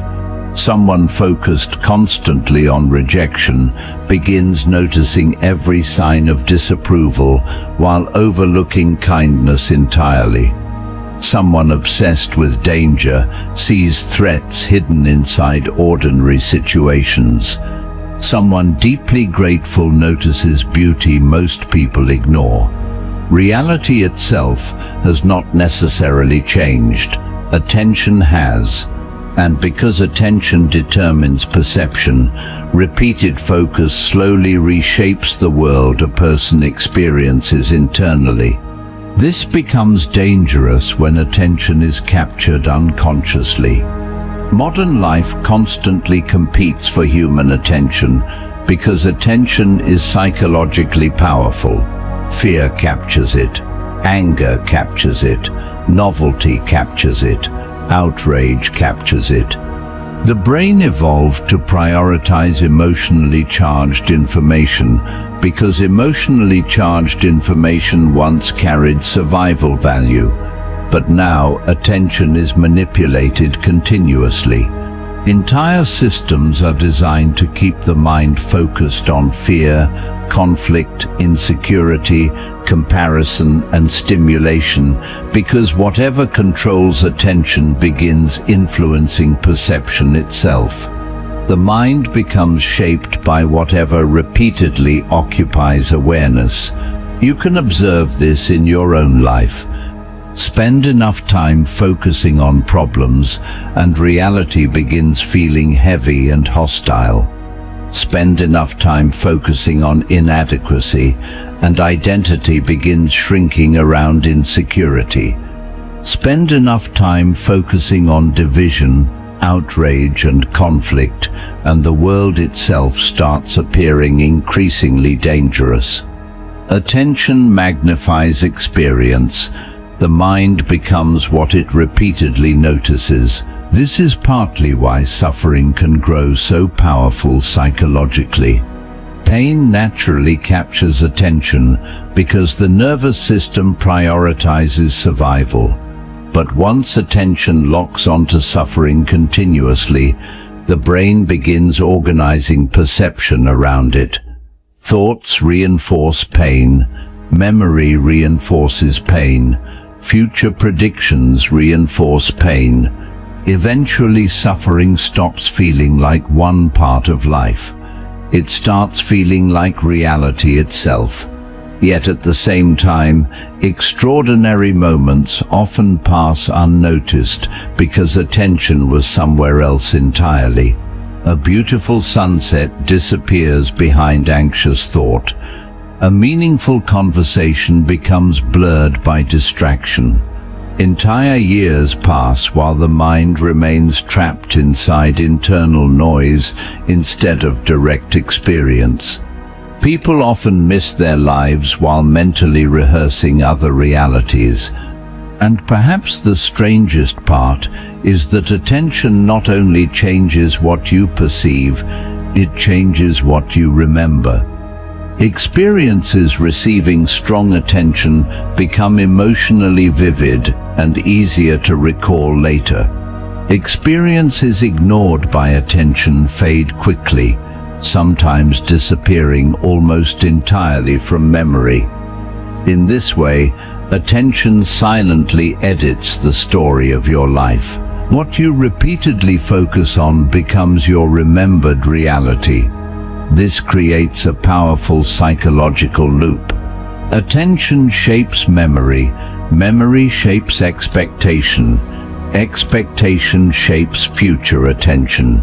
The brain gradually builds a consistent world based partly on what it repeatedly notices. And because the process feels automatic, people mistake the filtered version of reality for objective truth. But no human being perceives everything equally. Every mind lives inside selective awareness. Think about how differently two people can experience the same day. One notices warmth, beauty, humor, and connection. Another notices irritation, disappointment, and stress. The external events may overlap almost completely, yet their experienced realities become emotionally opposite because attention selected different pieces of existence to amplify. Attention determines emotional world building. And often, attention follows unconscious emotional patterns rather than conscious choice. Fear directs attention toward danger. Shame directs attention toward flaws. Desire directs attention toward possibility. Loneliness directs attention toward absence. The emotional state controls the spotlight, which means many people are not consciously directing attention at all. They are being directed by whatever emotional pattern currently dominates the nervous system. This realization becomes unsettling because it weakens the illusion of neutral perception. Humans prefer believing they see the world as it is, but attention always excludes far more than it includes. Entire dimensions of reality remain invisible simply because awareness never turned toward them. The world you experience is partly constructed from omission. And perhaps this explains why mindfulness feels so unusual to the modern mind. When attention returns fully to direct experience, breathing, sound, sensation, presence, reality suddenly feels richer and more alive. Not because something new was created, but because attention stopped being trapped entirely inside mental distraction. Awareness changed, perception followed. Yet there is another layer to this paradox. If attention controls perception, then whoever or whatever controls your attention quietly shapes your reality. This includes media, fear, habits, trauma, desire, memory, insecurity, and even the inner voice constantly narrating your existence. Every repeated focus strengthens certain pathways inside the brain while weakening others. Attention becomes psychological architecture, and over time, the things you consistently notice begin defining the world you believe you live inside. Which leads to a deeply uncomfortable question. If your perception of reality depends largely on where attention has been directed, then how much of your world was consciously chosen by you, and how much was silently constructed by whatever succeeded in capturing your attention first? False patterns hidden inside coincidence. The human mind is deeply uncomfortable with randomness. When unrelated events happen close together, the brain immediately begins searching for hidden connections between them. A coincidence occurs, and almost instantly, consciousness starts constructing meaning around it. Patterns appear, explanations emerge, invisible relationships begin forming inside the imagination. And once the pattern feels emotionally convincing, the mind stops questioning whether the pattern truly exists at all. This happens because the brain evolved to detect relationships quickly. Early humans who recognized patterns survived more often than those who ignored them. Seeing movement in grass and assuming danger was safer than waiting for certainty. Detecting seasonal changes helped predict food and survival. Pattern recognition became one of the most powerful tools human beings ever developed. But evolution created a strange side effect. The brain became so skilled at finding patterns that it started seeing them even where none exist. This is why coincidence feels psychologically unsettling. Imagine thinking about someone moments before they unexpectedly call you. Rationally, it may simply be chance, but emotionally, the experience feels meaningful. The brain immediately resists randomness and begins constructing hidden explanations. There must be a reason. It cannot just be coincidence. The mind prefers mysterious meaning over accidental alignment, and this tendency quietly shapes human perception every day. People assign significance to repeating numbers, random encounters, dreams, symbols, timing, and chance events, because the brain constantly organizes unrelated information into emotionally satisfying narratives. Once a pattern captures attention, confirmation bias strengthens it further. The mind begins noticing every event supporting the pattern while ignoring countless events that contradict it. Coincidence transforms into perceived destiny, not because destiny was proven, but because selective attention created emotional certainty.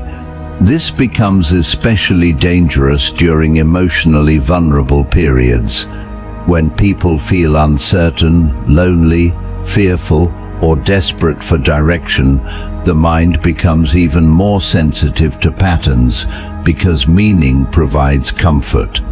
Random events start feeling like signs. Ordinary moments become loaded with symbolic importance.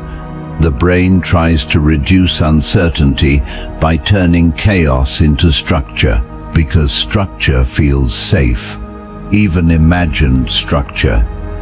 Conspiracy theories often emerge from this same psychological instinct. Large chaotic events feel emotionally intolerable without explanation, so the mind constructs hidden systems behind them. Random complexity becomes organized intention. Uncertainty becomes narrative. The brain would rather believe in secret design than accept that reality may sometimes unfold through confusion, unpredictability, and incomplete control. Humans fear chaos more than false certainty, and false patterns reduce the fear of chaos. But perhaps the strangest examples of false patterns happen inside personal identity itself. People constantly connect unrelated experiences into stories about who they are. One failure becomes proof of permanent inadequacy. A few painful relationships become evidence that love itself is dangerous. Random suffering becomes interpreted as fate. The brain compresses scattered experiences into coherent narrative, because narrative stabilizes the self. But coherence is not always accuracy. Sometimes life contains no hidden message at all. Sometimes events overlap without cosmic meaning. Sometimes the human mind creates patterns simply because it cannot tolerate emptiness between events. This is deeply unsettling because humans derive emotional security from the belief that reality follows understandable logic. If patterns are unreliable, then prediction weakens. And if prediction weakens, the illusion of control begins collapsing with it. The mind desperately wants the universe to feel interpretable, yet reality may contain far more randomness than consciousness comfortably accepts. You can observe this tendency in everyday behavior.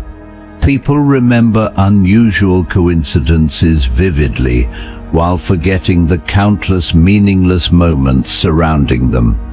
If something improbable happens once, it becomes emotionally memorable. The brain highlights it as significant. But statistically improbable events become inevitable across enough time and enough experiences. Human beings experience countless random combinations daily. Most are ignored. Only emotionally striking coincidences survive attention and memory. And once memory preserves them, narrative begins shaping them further. This is partly why superstition forms so easily. Someone experiences success after performing a specific action repeatedly, and the brain links the unrelated events together. Soon the action feels necessary. Ritual develops. Coincidence slowly transforms into psychological causation. The pattern feels real because repetition strengthens belief, not because the connection objectively exists. Even emotions distort pattern recognition. Fear increases perceived threat patterns. Loneliness increases perceived emotional meaning. Desire creates imagined signs of hope and connection. The emotional state influences which coincidences receive attention and interpretation. The mind does not analyze patterns neutrally. It searches emotionally.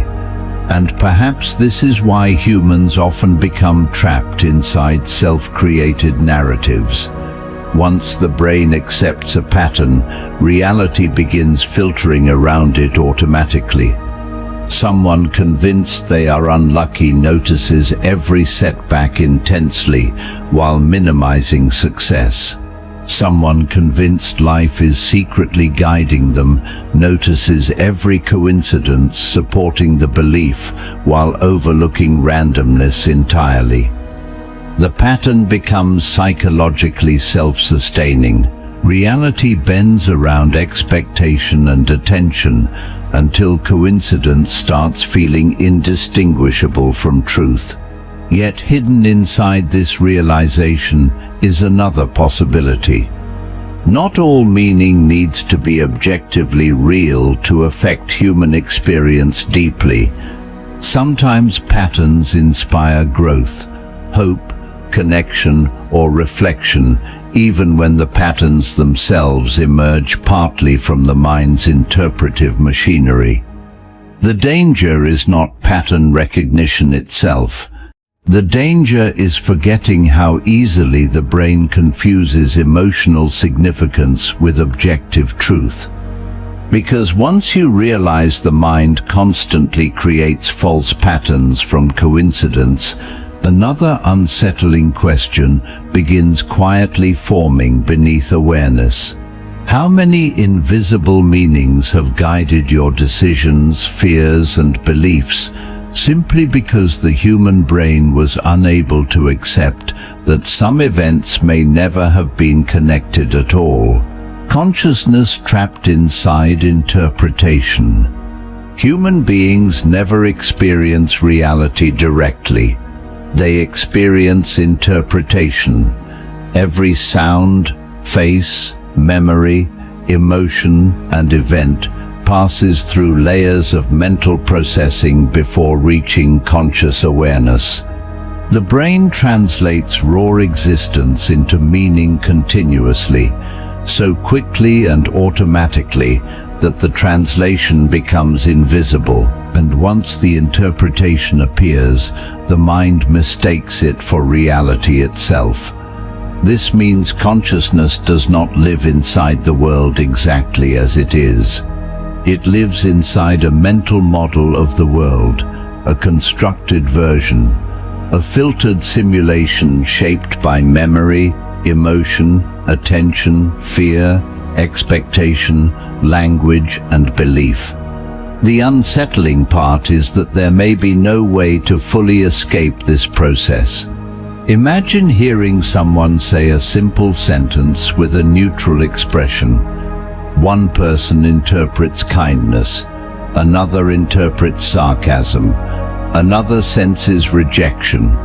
The external event remains almost identical, yet entirely different realities emerge inside different minds.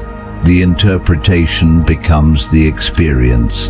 And because interpretation feels immediate, people rarely notice the separation between what happened and what the mind concluded about what happened. This happens constantly. A silence becomes abandonment. A delay becomes disrespect. A compliment becomes manipulation. A failure becomes identity. The brain converts events into meaning faster than awareness can question the process. And once meaning forms, emotion follows automatically. This creates a strange prison. Consciousness becomes trapped not inside reality itself, but inside interpretations about reality. The human mind evolved this way because interpretation increased survival. Early humans could not afford to analyze every situation slowly and objectively. Quick judgments protected against danger. The brain learned to simplify complexity into usable conclusions. Is this safe or dangerous? Friend or threat? Opportunity or risk? Interpretation allowed rapid action, but modern psychological life became far more complicated than the environments the brain originally evolved to survive. Now interpretation shapes identity, relationships, politics, morality, ambition, love, insecurity, and self-worth. The mind interprets not only external reality, but also itself. Thoughts are interpreted, emotions are interpreted, memories are interpreted. Even the feeling of being you may partly emerge from continuous interpretation. And because interpretation never truly stops, humans often confuse mental narration with direct experience. This is why suffering can grow so powerful psychologically. Painful events alone do not always create lasting suffering. Often, suffering intensifies through interpretation layered onto the event afterward. I deserved this. This will never end. This proves something is wrong with me. The mind creates secondary realities around experience, and those interpretations sometimes hurt more than the original event itself.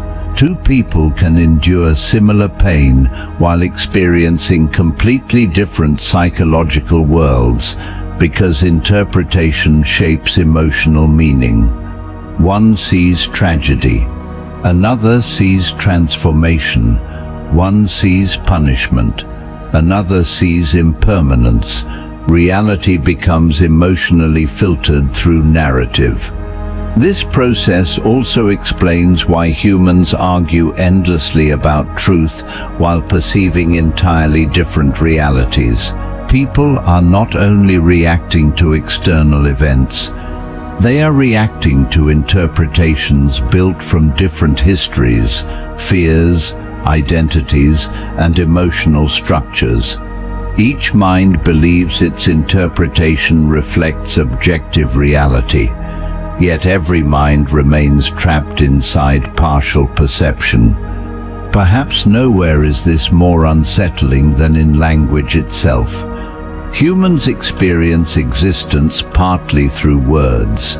Language categorizes reality, divides experience into concepts, and shapes how the brain organizes perception. Once something receives a label, the mind begins experiencing it differently. Words quietly control consciousness. A person labeled failure experiences life differently than someone labeled gifted. A behavior described as freedom feels different when described as recklessness. Language frames interpretation before conscious analysis even begins. The brain thinks partly through symbols, and symbols are never reality itself. This raises an uncomfortable possibility. Much of human existence may unfold inside conceptual interpretation rather than direct contact with reality. Even memory participates in this prison. The mind does not preserve events exactly as they happened. It preserves interpreted versions shaped by emotion and narrative. Over time, remembered interpretations become identity, and identity then influences future interpretation. The loop becomes self-reinforcing. Consciousness interprets reality. Interpretation shapes identity.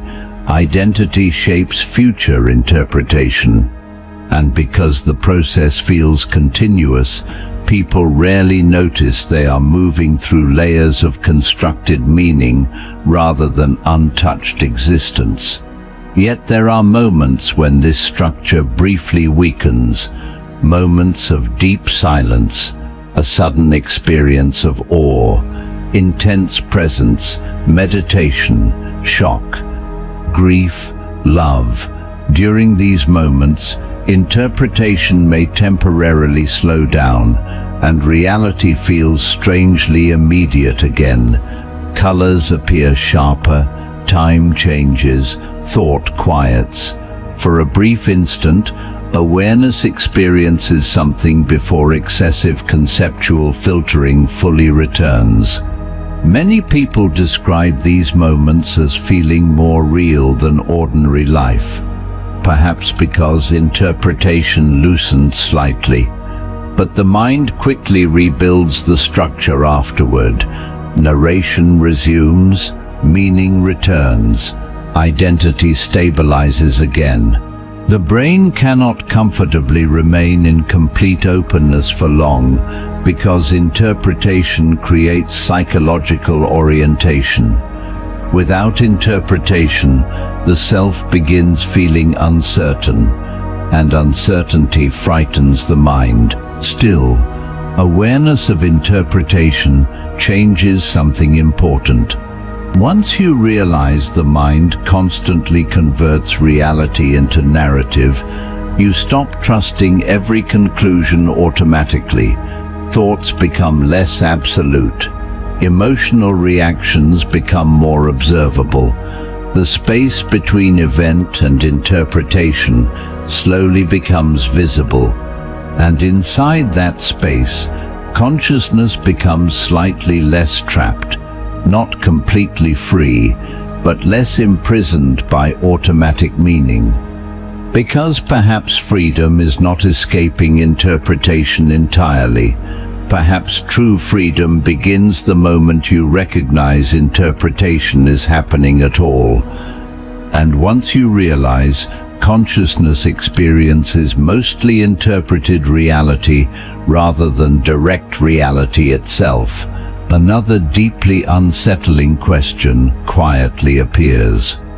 If every experience you have ever known was filtered through mental interpretation, then have you ever truly encountered reality directly, or only the endless stories your mind created about it?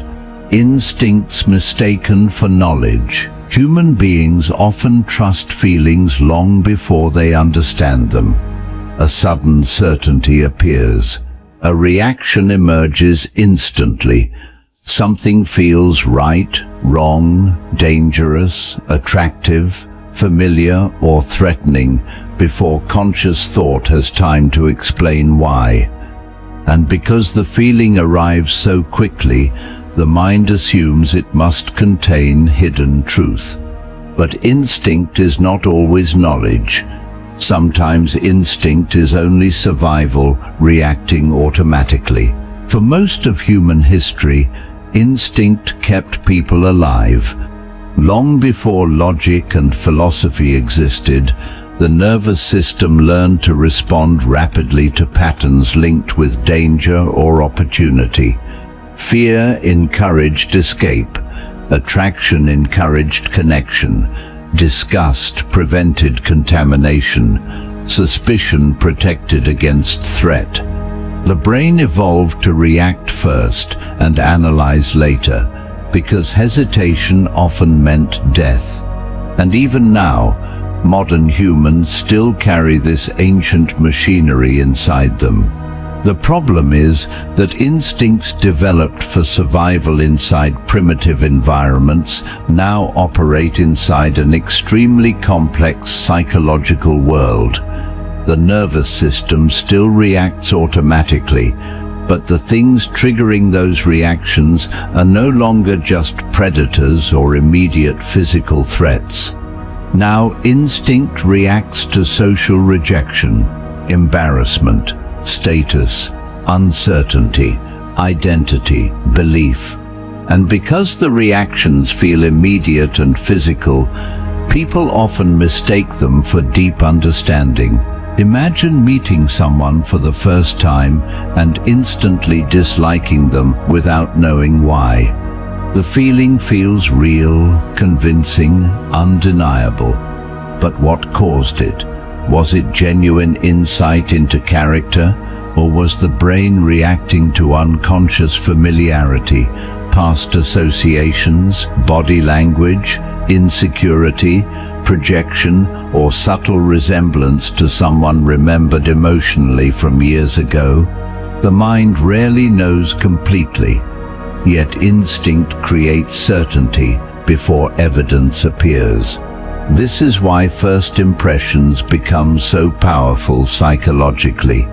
The nervous system reacts quickly based on limited information, and afterward the conscious mind begins constructing explanations around the feeling. Logic arrives later to justify what instinct already decided emotionally. The feeling comes first, the reasoning follows.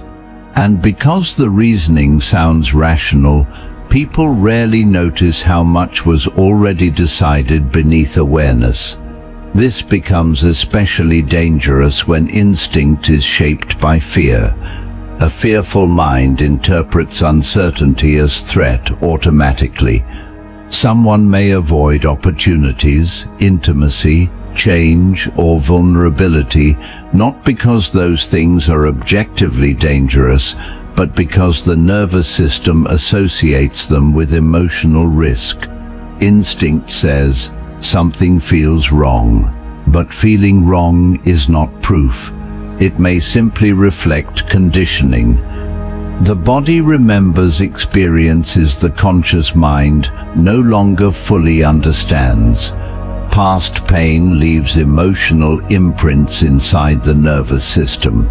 Someone betrayed repeatedly may instinctively distrust closeness. Someone criticized constantly may instinctively fear visibility.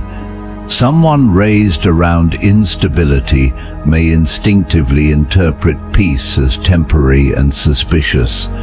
The reaction feels like wisdom, but often it is unresolved memory operating automatically. This creates one of the strangest illusions in human psychology. People mistake emotional familiarity for truth. The nervous system prefers what feels known, even when what feels known is unhealthy. A person raised around emotional chaos may later feel strangely uncomfortable in stable relationships because calmness does not match the patterns their body learned to expect. Instinct pulls toward familiarity before consciousness understands why. And because instinct operates quickly, it often bypasses careful examination entirely. You can observe this process in daily life. Someone feels instantly defensive during criticism before analyzing whether the criticism is accurate. Attraction emerges before understanding compatibility. Fear appears before objective danger is evaluated. The body reacts automatically, and the mind scrambles afterward to explain the reaction logically. Humans often believe they are thinking their way through life, but much of life is felt first and interpreted second. This also explains why crowds become psychologically powerful.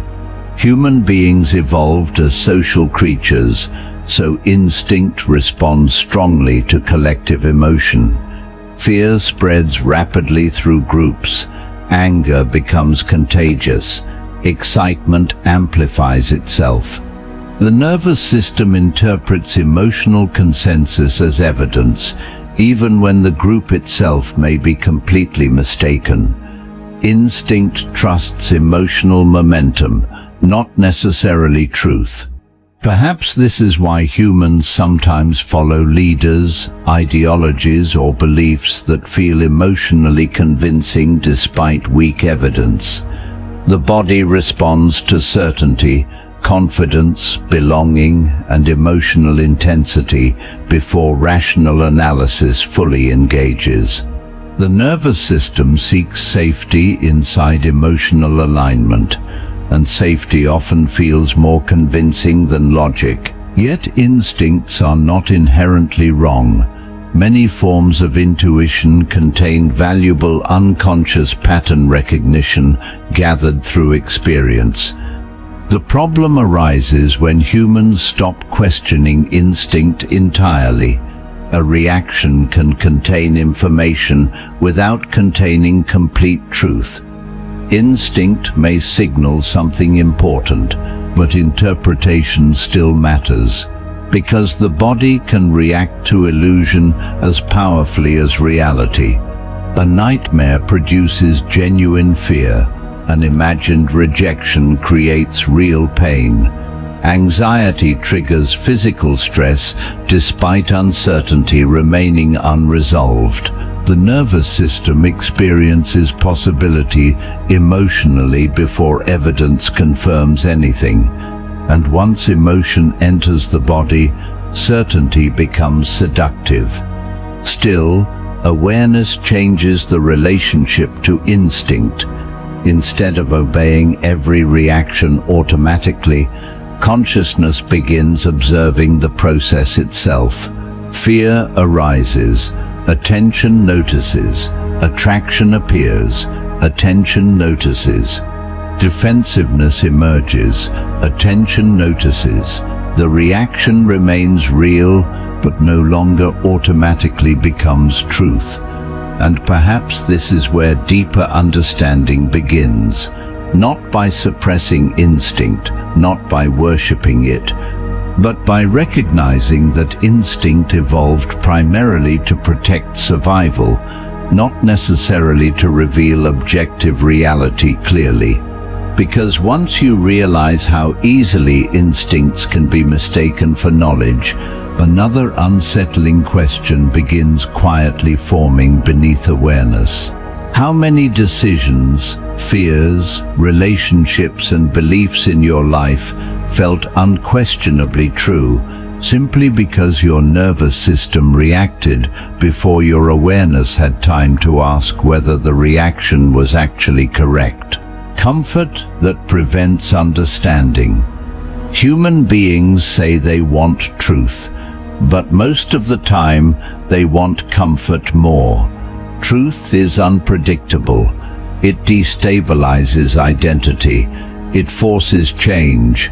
It exposes contradictions. It removes illusions the mind has depended on for years. Comfort, on the other hand, protects psychological stability. It keeps reality familiar enough for the nervous system to tolerate existence without collapsing into uncertainty.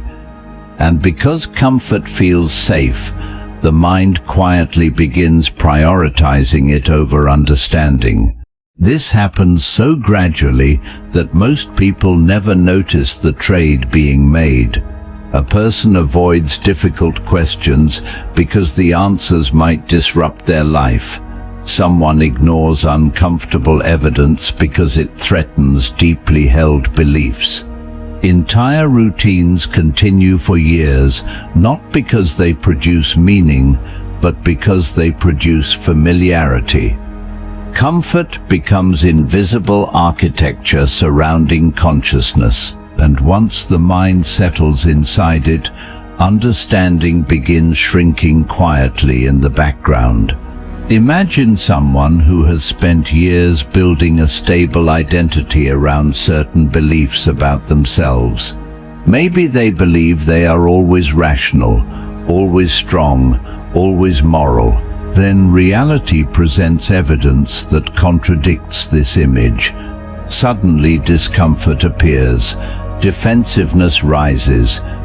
The mind searches immediately for explanations that preserve the familiar identity, not because the person is intentionally dishonest, but because psychological comfort feels emotionally necessary. The brain protects coherence before truth. This is why growth often feels painful. Genuine understanding requires confronting uncertainty, contradiction, and limitation. It requires admitting the possibility that previous conclusions may have been incomplete, and for the human nervous system, that process can feel threatening because identity itself becomes unstable. Comfort resists instability, so the mind clings to familiar interpretations even when they no longer reflect reality clearly.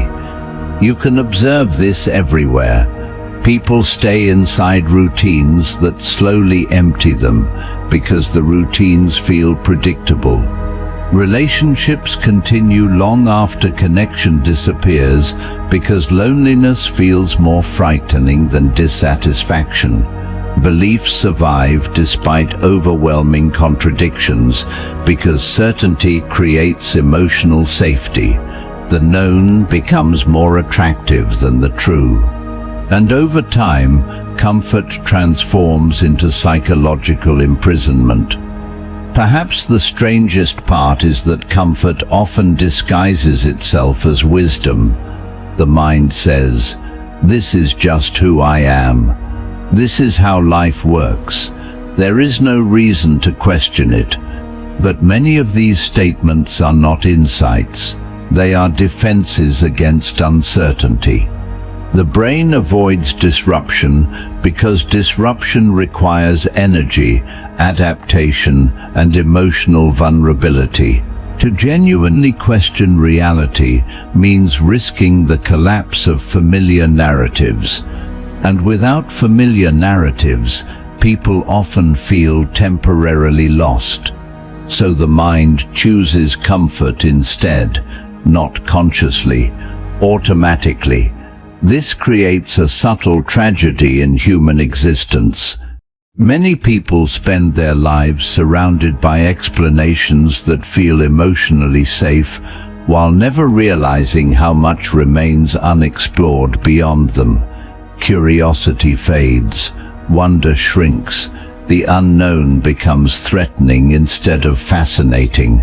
Comfort slowly narrows awareness, and the narrower awareness becomes, the smaller reality appears. This is partly why repetitive environments shape perception so powerfully. The mind adapts to whatever becomes normal. Once a routine stabilizes, consciousness stops examining it carefully. Entire years pass unnoticed because repetition creates psychological sleep. The familiar no longer receives attention. People begin existing automatically rather than consciously, and because automatic living feels comfortable, questioning it becomes increasingly difficult. Even suffering can become comforting when it becomes familiar enough.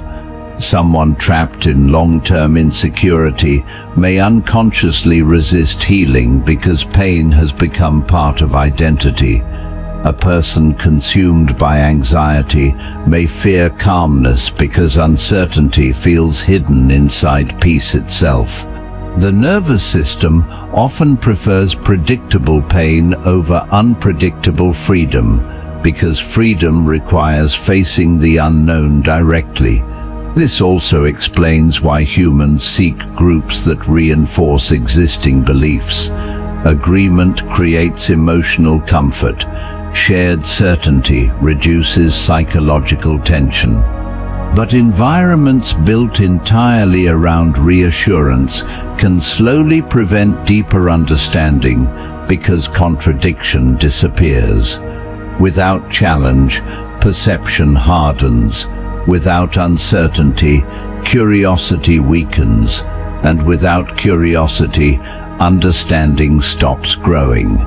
Perhaps this is why some of the most transformative moments in life begin with discomfort, a painful realization, a contradiction impossible to ignore, a sudden awareness that reality is larger than the explanations once trusted completely. These moments feel destabilizing because comfort breaks apart. But sometimes comfort must weaken before deeper understanding becomes possible. Because truth rarely enters consciousness gently, it interrupts, disorients, rearranges, and the mind naturally resists anything capable of changing the structure through which existence has been understood. Yet there is another layer hidden beneath this paradox. Comfort itself is not the problem. Human beings need safety, rest, connection, and emotional stability.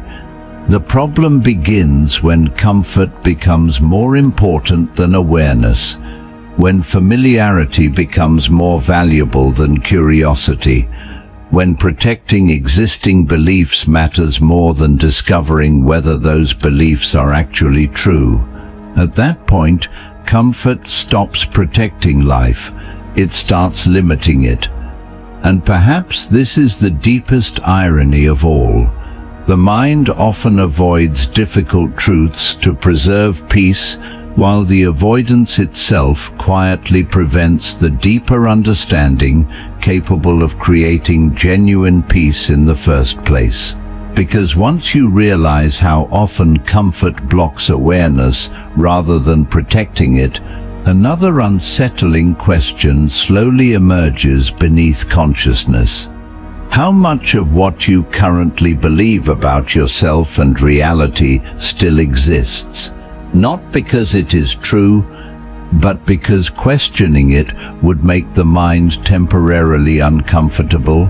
Self-image maintained by denial.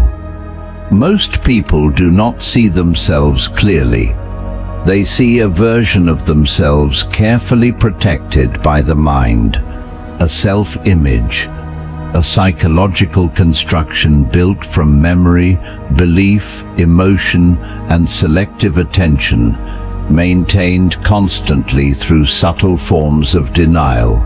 The mind hides contradictions, softens flaws, exaggerates strengths, and quietly edits uncomfortable truths in order to preserve the feeling of being a stable, coherent person. Because without that stability, identity begins to feel fragile. And the human mind fears psychological instability almost as deeply as physical danger. From childhood onward, people slowly build internal stories about who they are. I am intelligent. I am kind. I am independent. I am misunderstood. These identities become emotionally important because they organize reality into something predictable. Once the self-image forms, the brain begins protecting it automatically. Not because people intentionally lie to themselves, but because awareness of contradiction creates discomfort. Imagine someone who believes they are compassionate. Then one day they behave selfishly in a moment of fear or anger. Instantly, the mind begins defending the existing self-image. It creates explanations, justifications, excuses. I was stressed. They deserved it. That is not who I really am. Perhaps those explanations contain some truth, but notice what the mind is doing. It is not neutrally observing behavior. It is protecting identity. The brain works continuously to maintain consistency between actions and self-image, because inconsistency threatens psychological stability. Humans want to feel internally coherent. They want the story of themselves to make sense. So when reality conflicts with identity, denial quietly appears. And denial rarely feels like denial while it is happening. It feels like certainty. This is what makes self-deception so powerful. People can remain unaware of important truths for years because the mind filters perception before conscious awareness fully examines it. Evidence threatening identity often becomes emotionally invisible. Contradictions are minimized. Uncomfortable realizations are postponed. The self-image survives partly by controlling what the mind allows itself to see. You can observe this process everywhere. Someone convinced they are always rational ignores the emotional motives behind their decisions.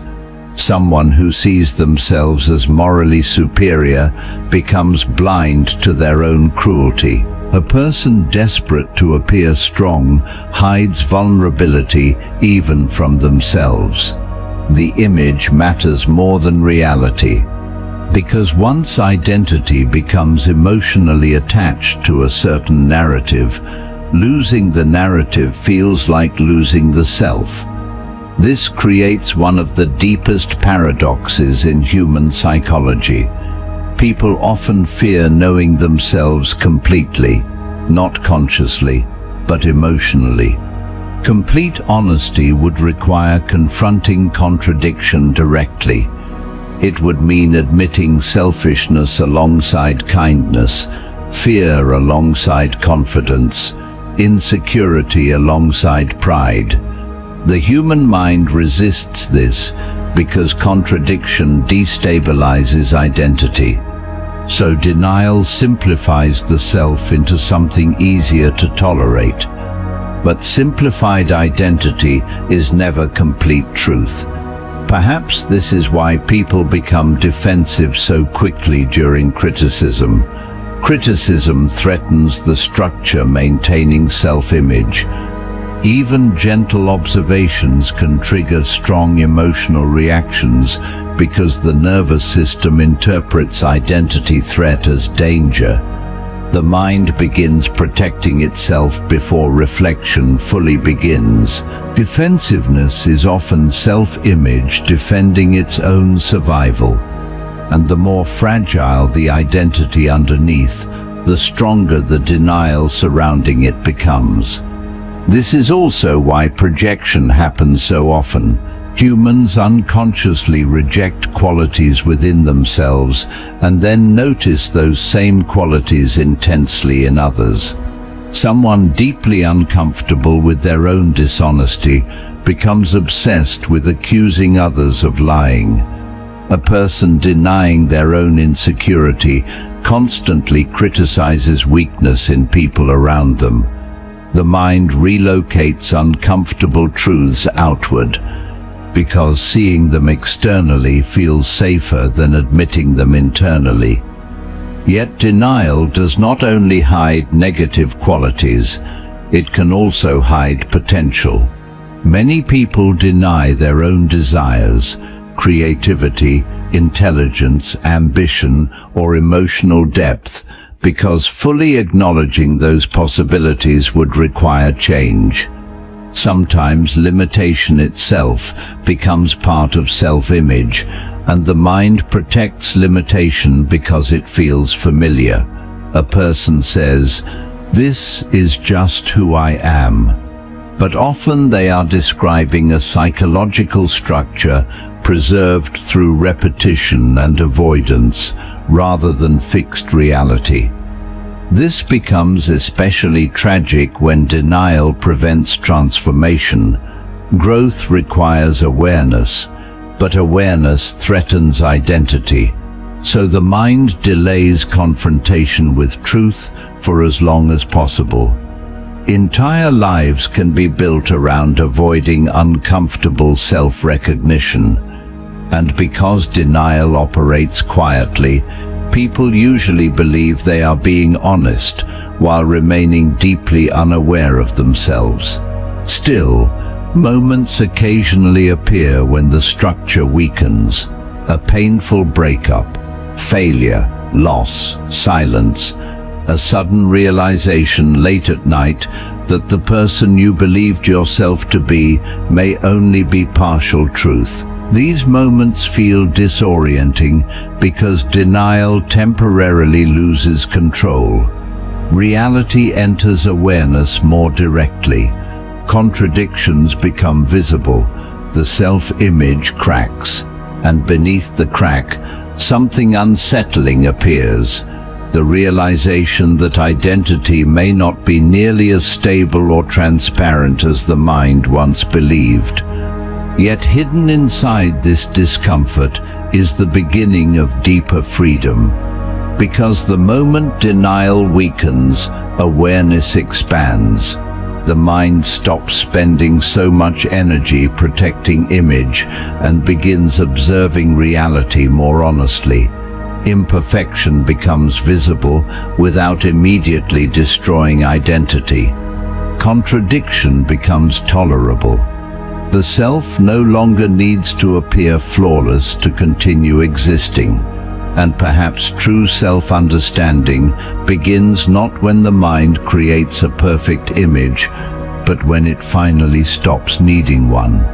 Because once you realize how much denial silently protects the version of yourself you believe in, another deeply uncomfortable question begins forming beneath awareness. How much of the person you think you are has been carefully maintained, not through truth, but through all the things your mind refused to let you fully see? Need for control creating delusion. Human beings crave control because uncertainty terrifies the mind. The unknown cannot be predicted. It cannot be fully prepared for. It reminds consciousness of something deeply uncomfortable, that much of existence remains outside personal control, no matter how intelligent, careful, or disciplined someone becomes. And because this realization feels psychologically threatening, the mind begins creating illusions of control instead. Not always consciously, but constantly. People build routines believing they can stabilize life permanently. They predict outcomes, overanalyze conversations, rehearse future scenarios, obsess over decisions, and cling to certainty because the feeling of control calms the nervous system. Yet beneath all of it hides a difficult truth. Much of life remains uncontrollable. And the harder the mind resists this reality, the more distorted perception quietly becomes. Imagine someone lying awake at night, replaying every possible future mistake in their head. The mind says it is preparing, but often preparation has already ended. What remains is an attempt to reduce uncertainty emotionally through excessive thinking. The brain mistakes mental repetition for control, as if imagining every possible outcome could prevent reality from surprising you. But reality continues unfolding independently of imagination. Still, the mind persists because uncertainty feels unbearable. Humans prefer the illusion of control over honest helplessness. Even painful certainty feels safer than unpredictable possibility. This is why people cling to rigid identities, fixed beliefs, strict routines, and familiar suffering. Control creates temporary psychological stability. Even when the stability is artificial, this becomes especially visible during anxiety. An anxious mind constantly searches for ways to regain certainty. It overthinks conversations, monitors reactions, rechecks decisions, predicts disasters. The brain believes hypervigilance prevents danger, but often the opposite happens. The need for control creates exhaustion, fear, and distorted perception, severe enough to become its own form of suffering. Because the mind cannot fully control reality, it starts trying to control interpretation instead. A person controls how others see them, controls emotional expression, controls vulnerability, controls spontaneity, controls identity.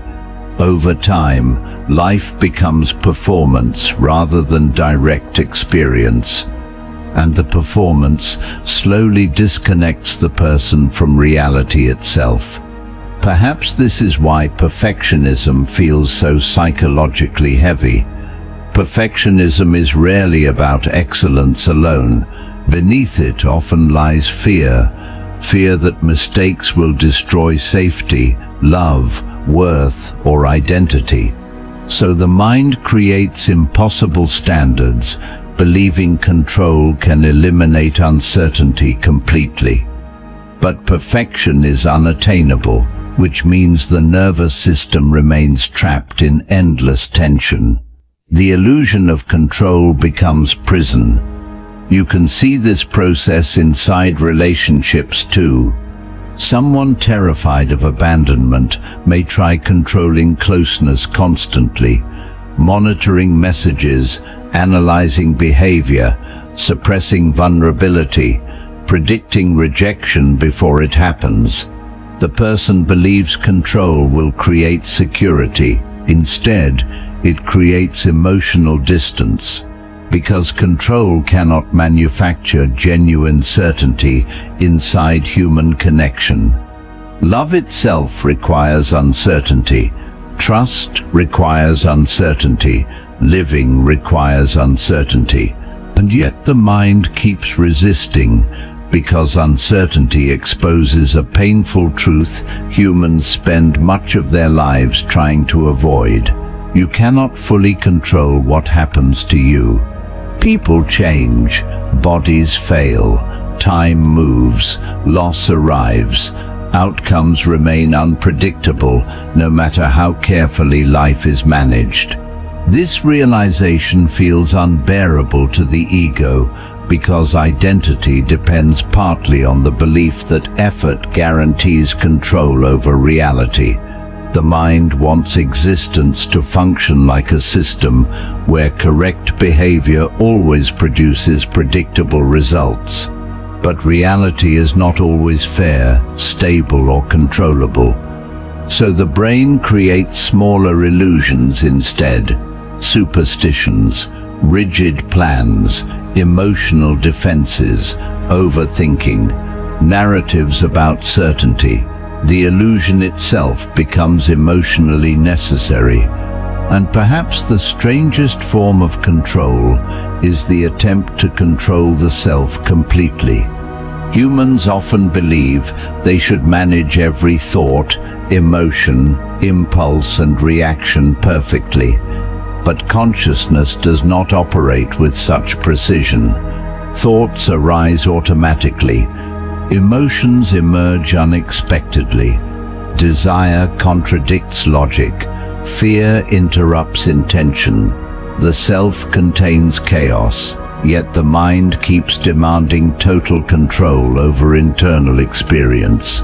This creates deep frustration because people begin treating natural human complexity as personal failure. Sadness becomes weakness. Anxiety becomes defect. Uncertainty becomes unacceptable. The person fights continuously against parts of their own mind simply because those parts cannot be perfectly controlled. The need for control fractures inner peace, and the more aggressively someone pursues total certainty, the more fragile they often become when life inevitably resists prediction.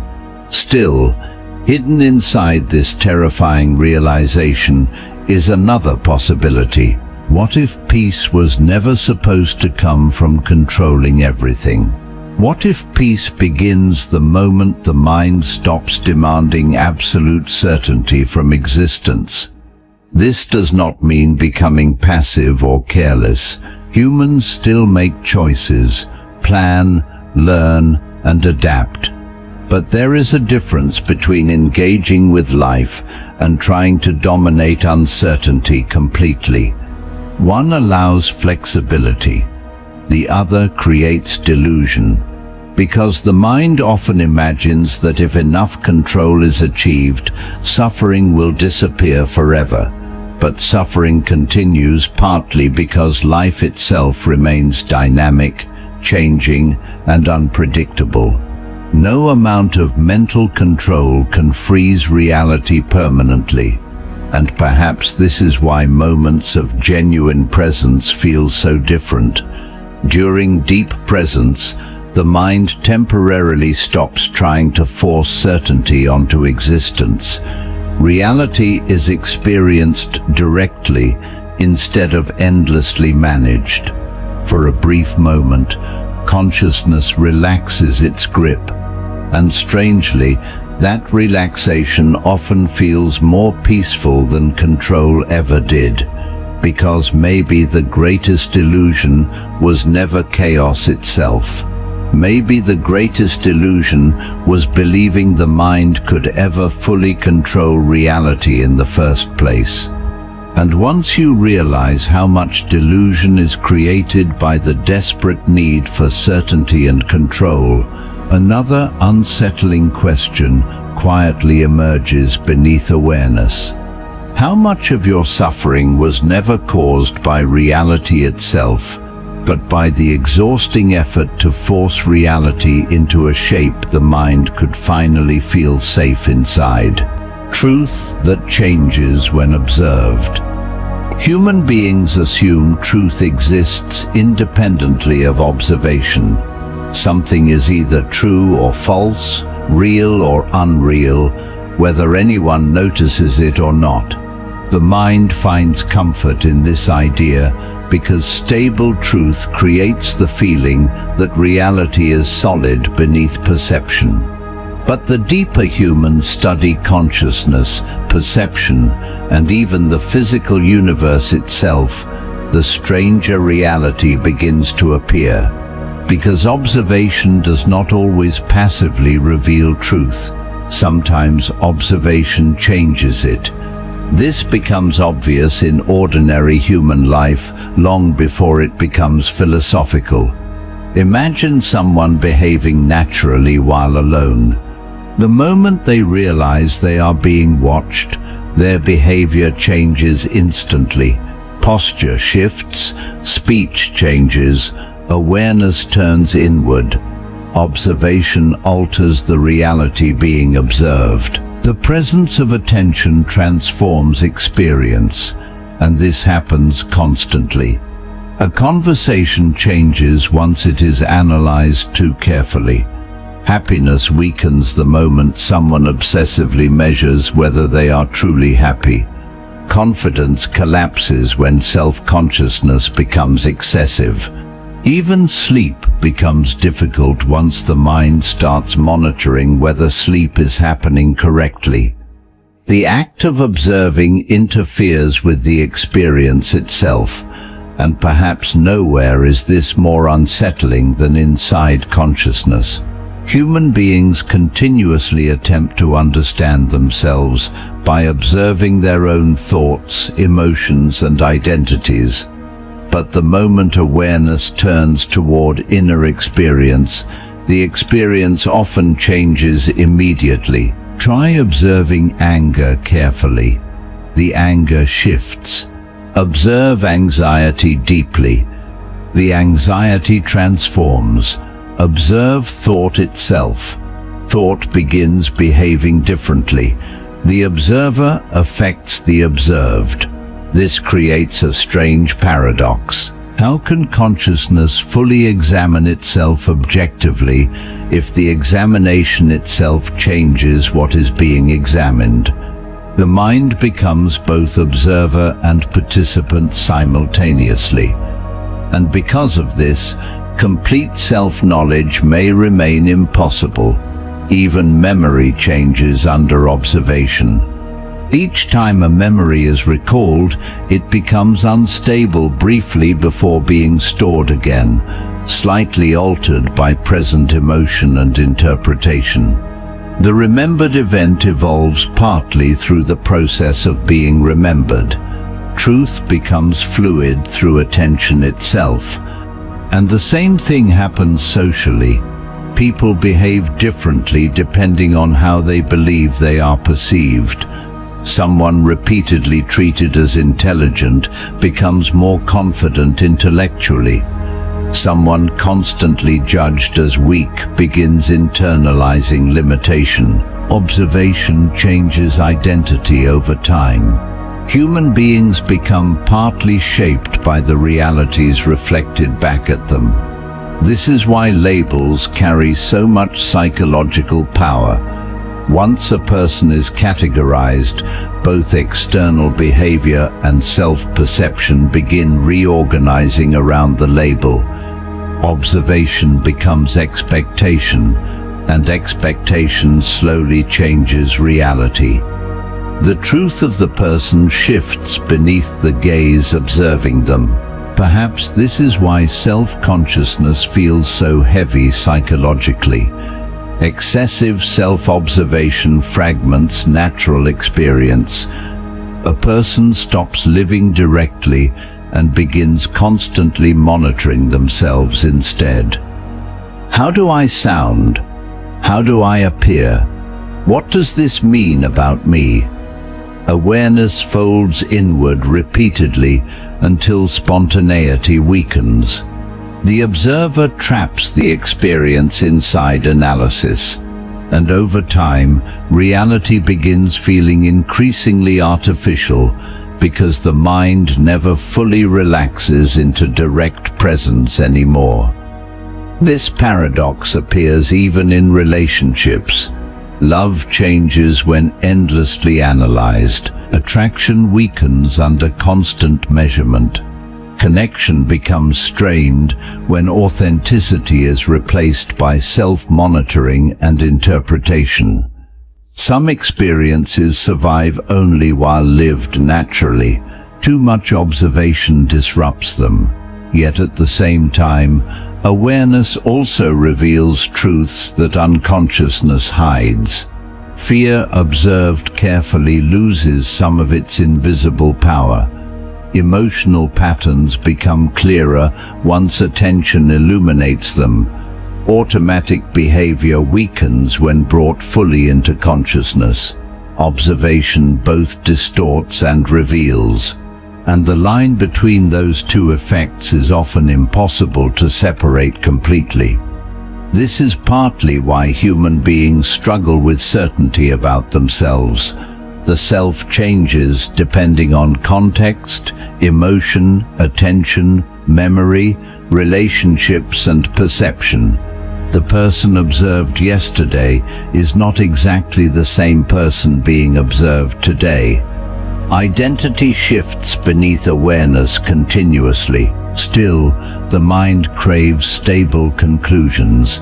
It wants permanent truths about who you are, what reality means, and how existence works.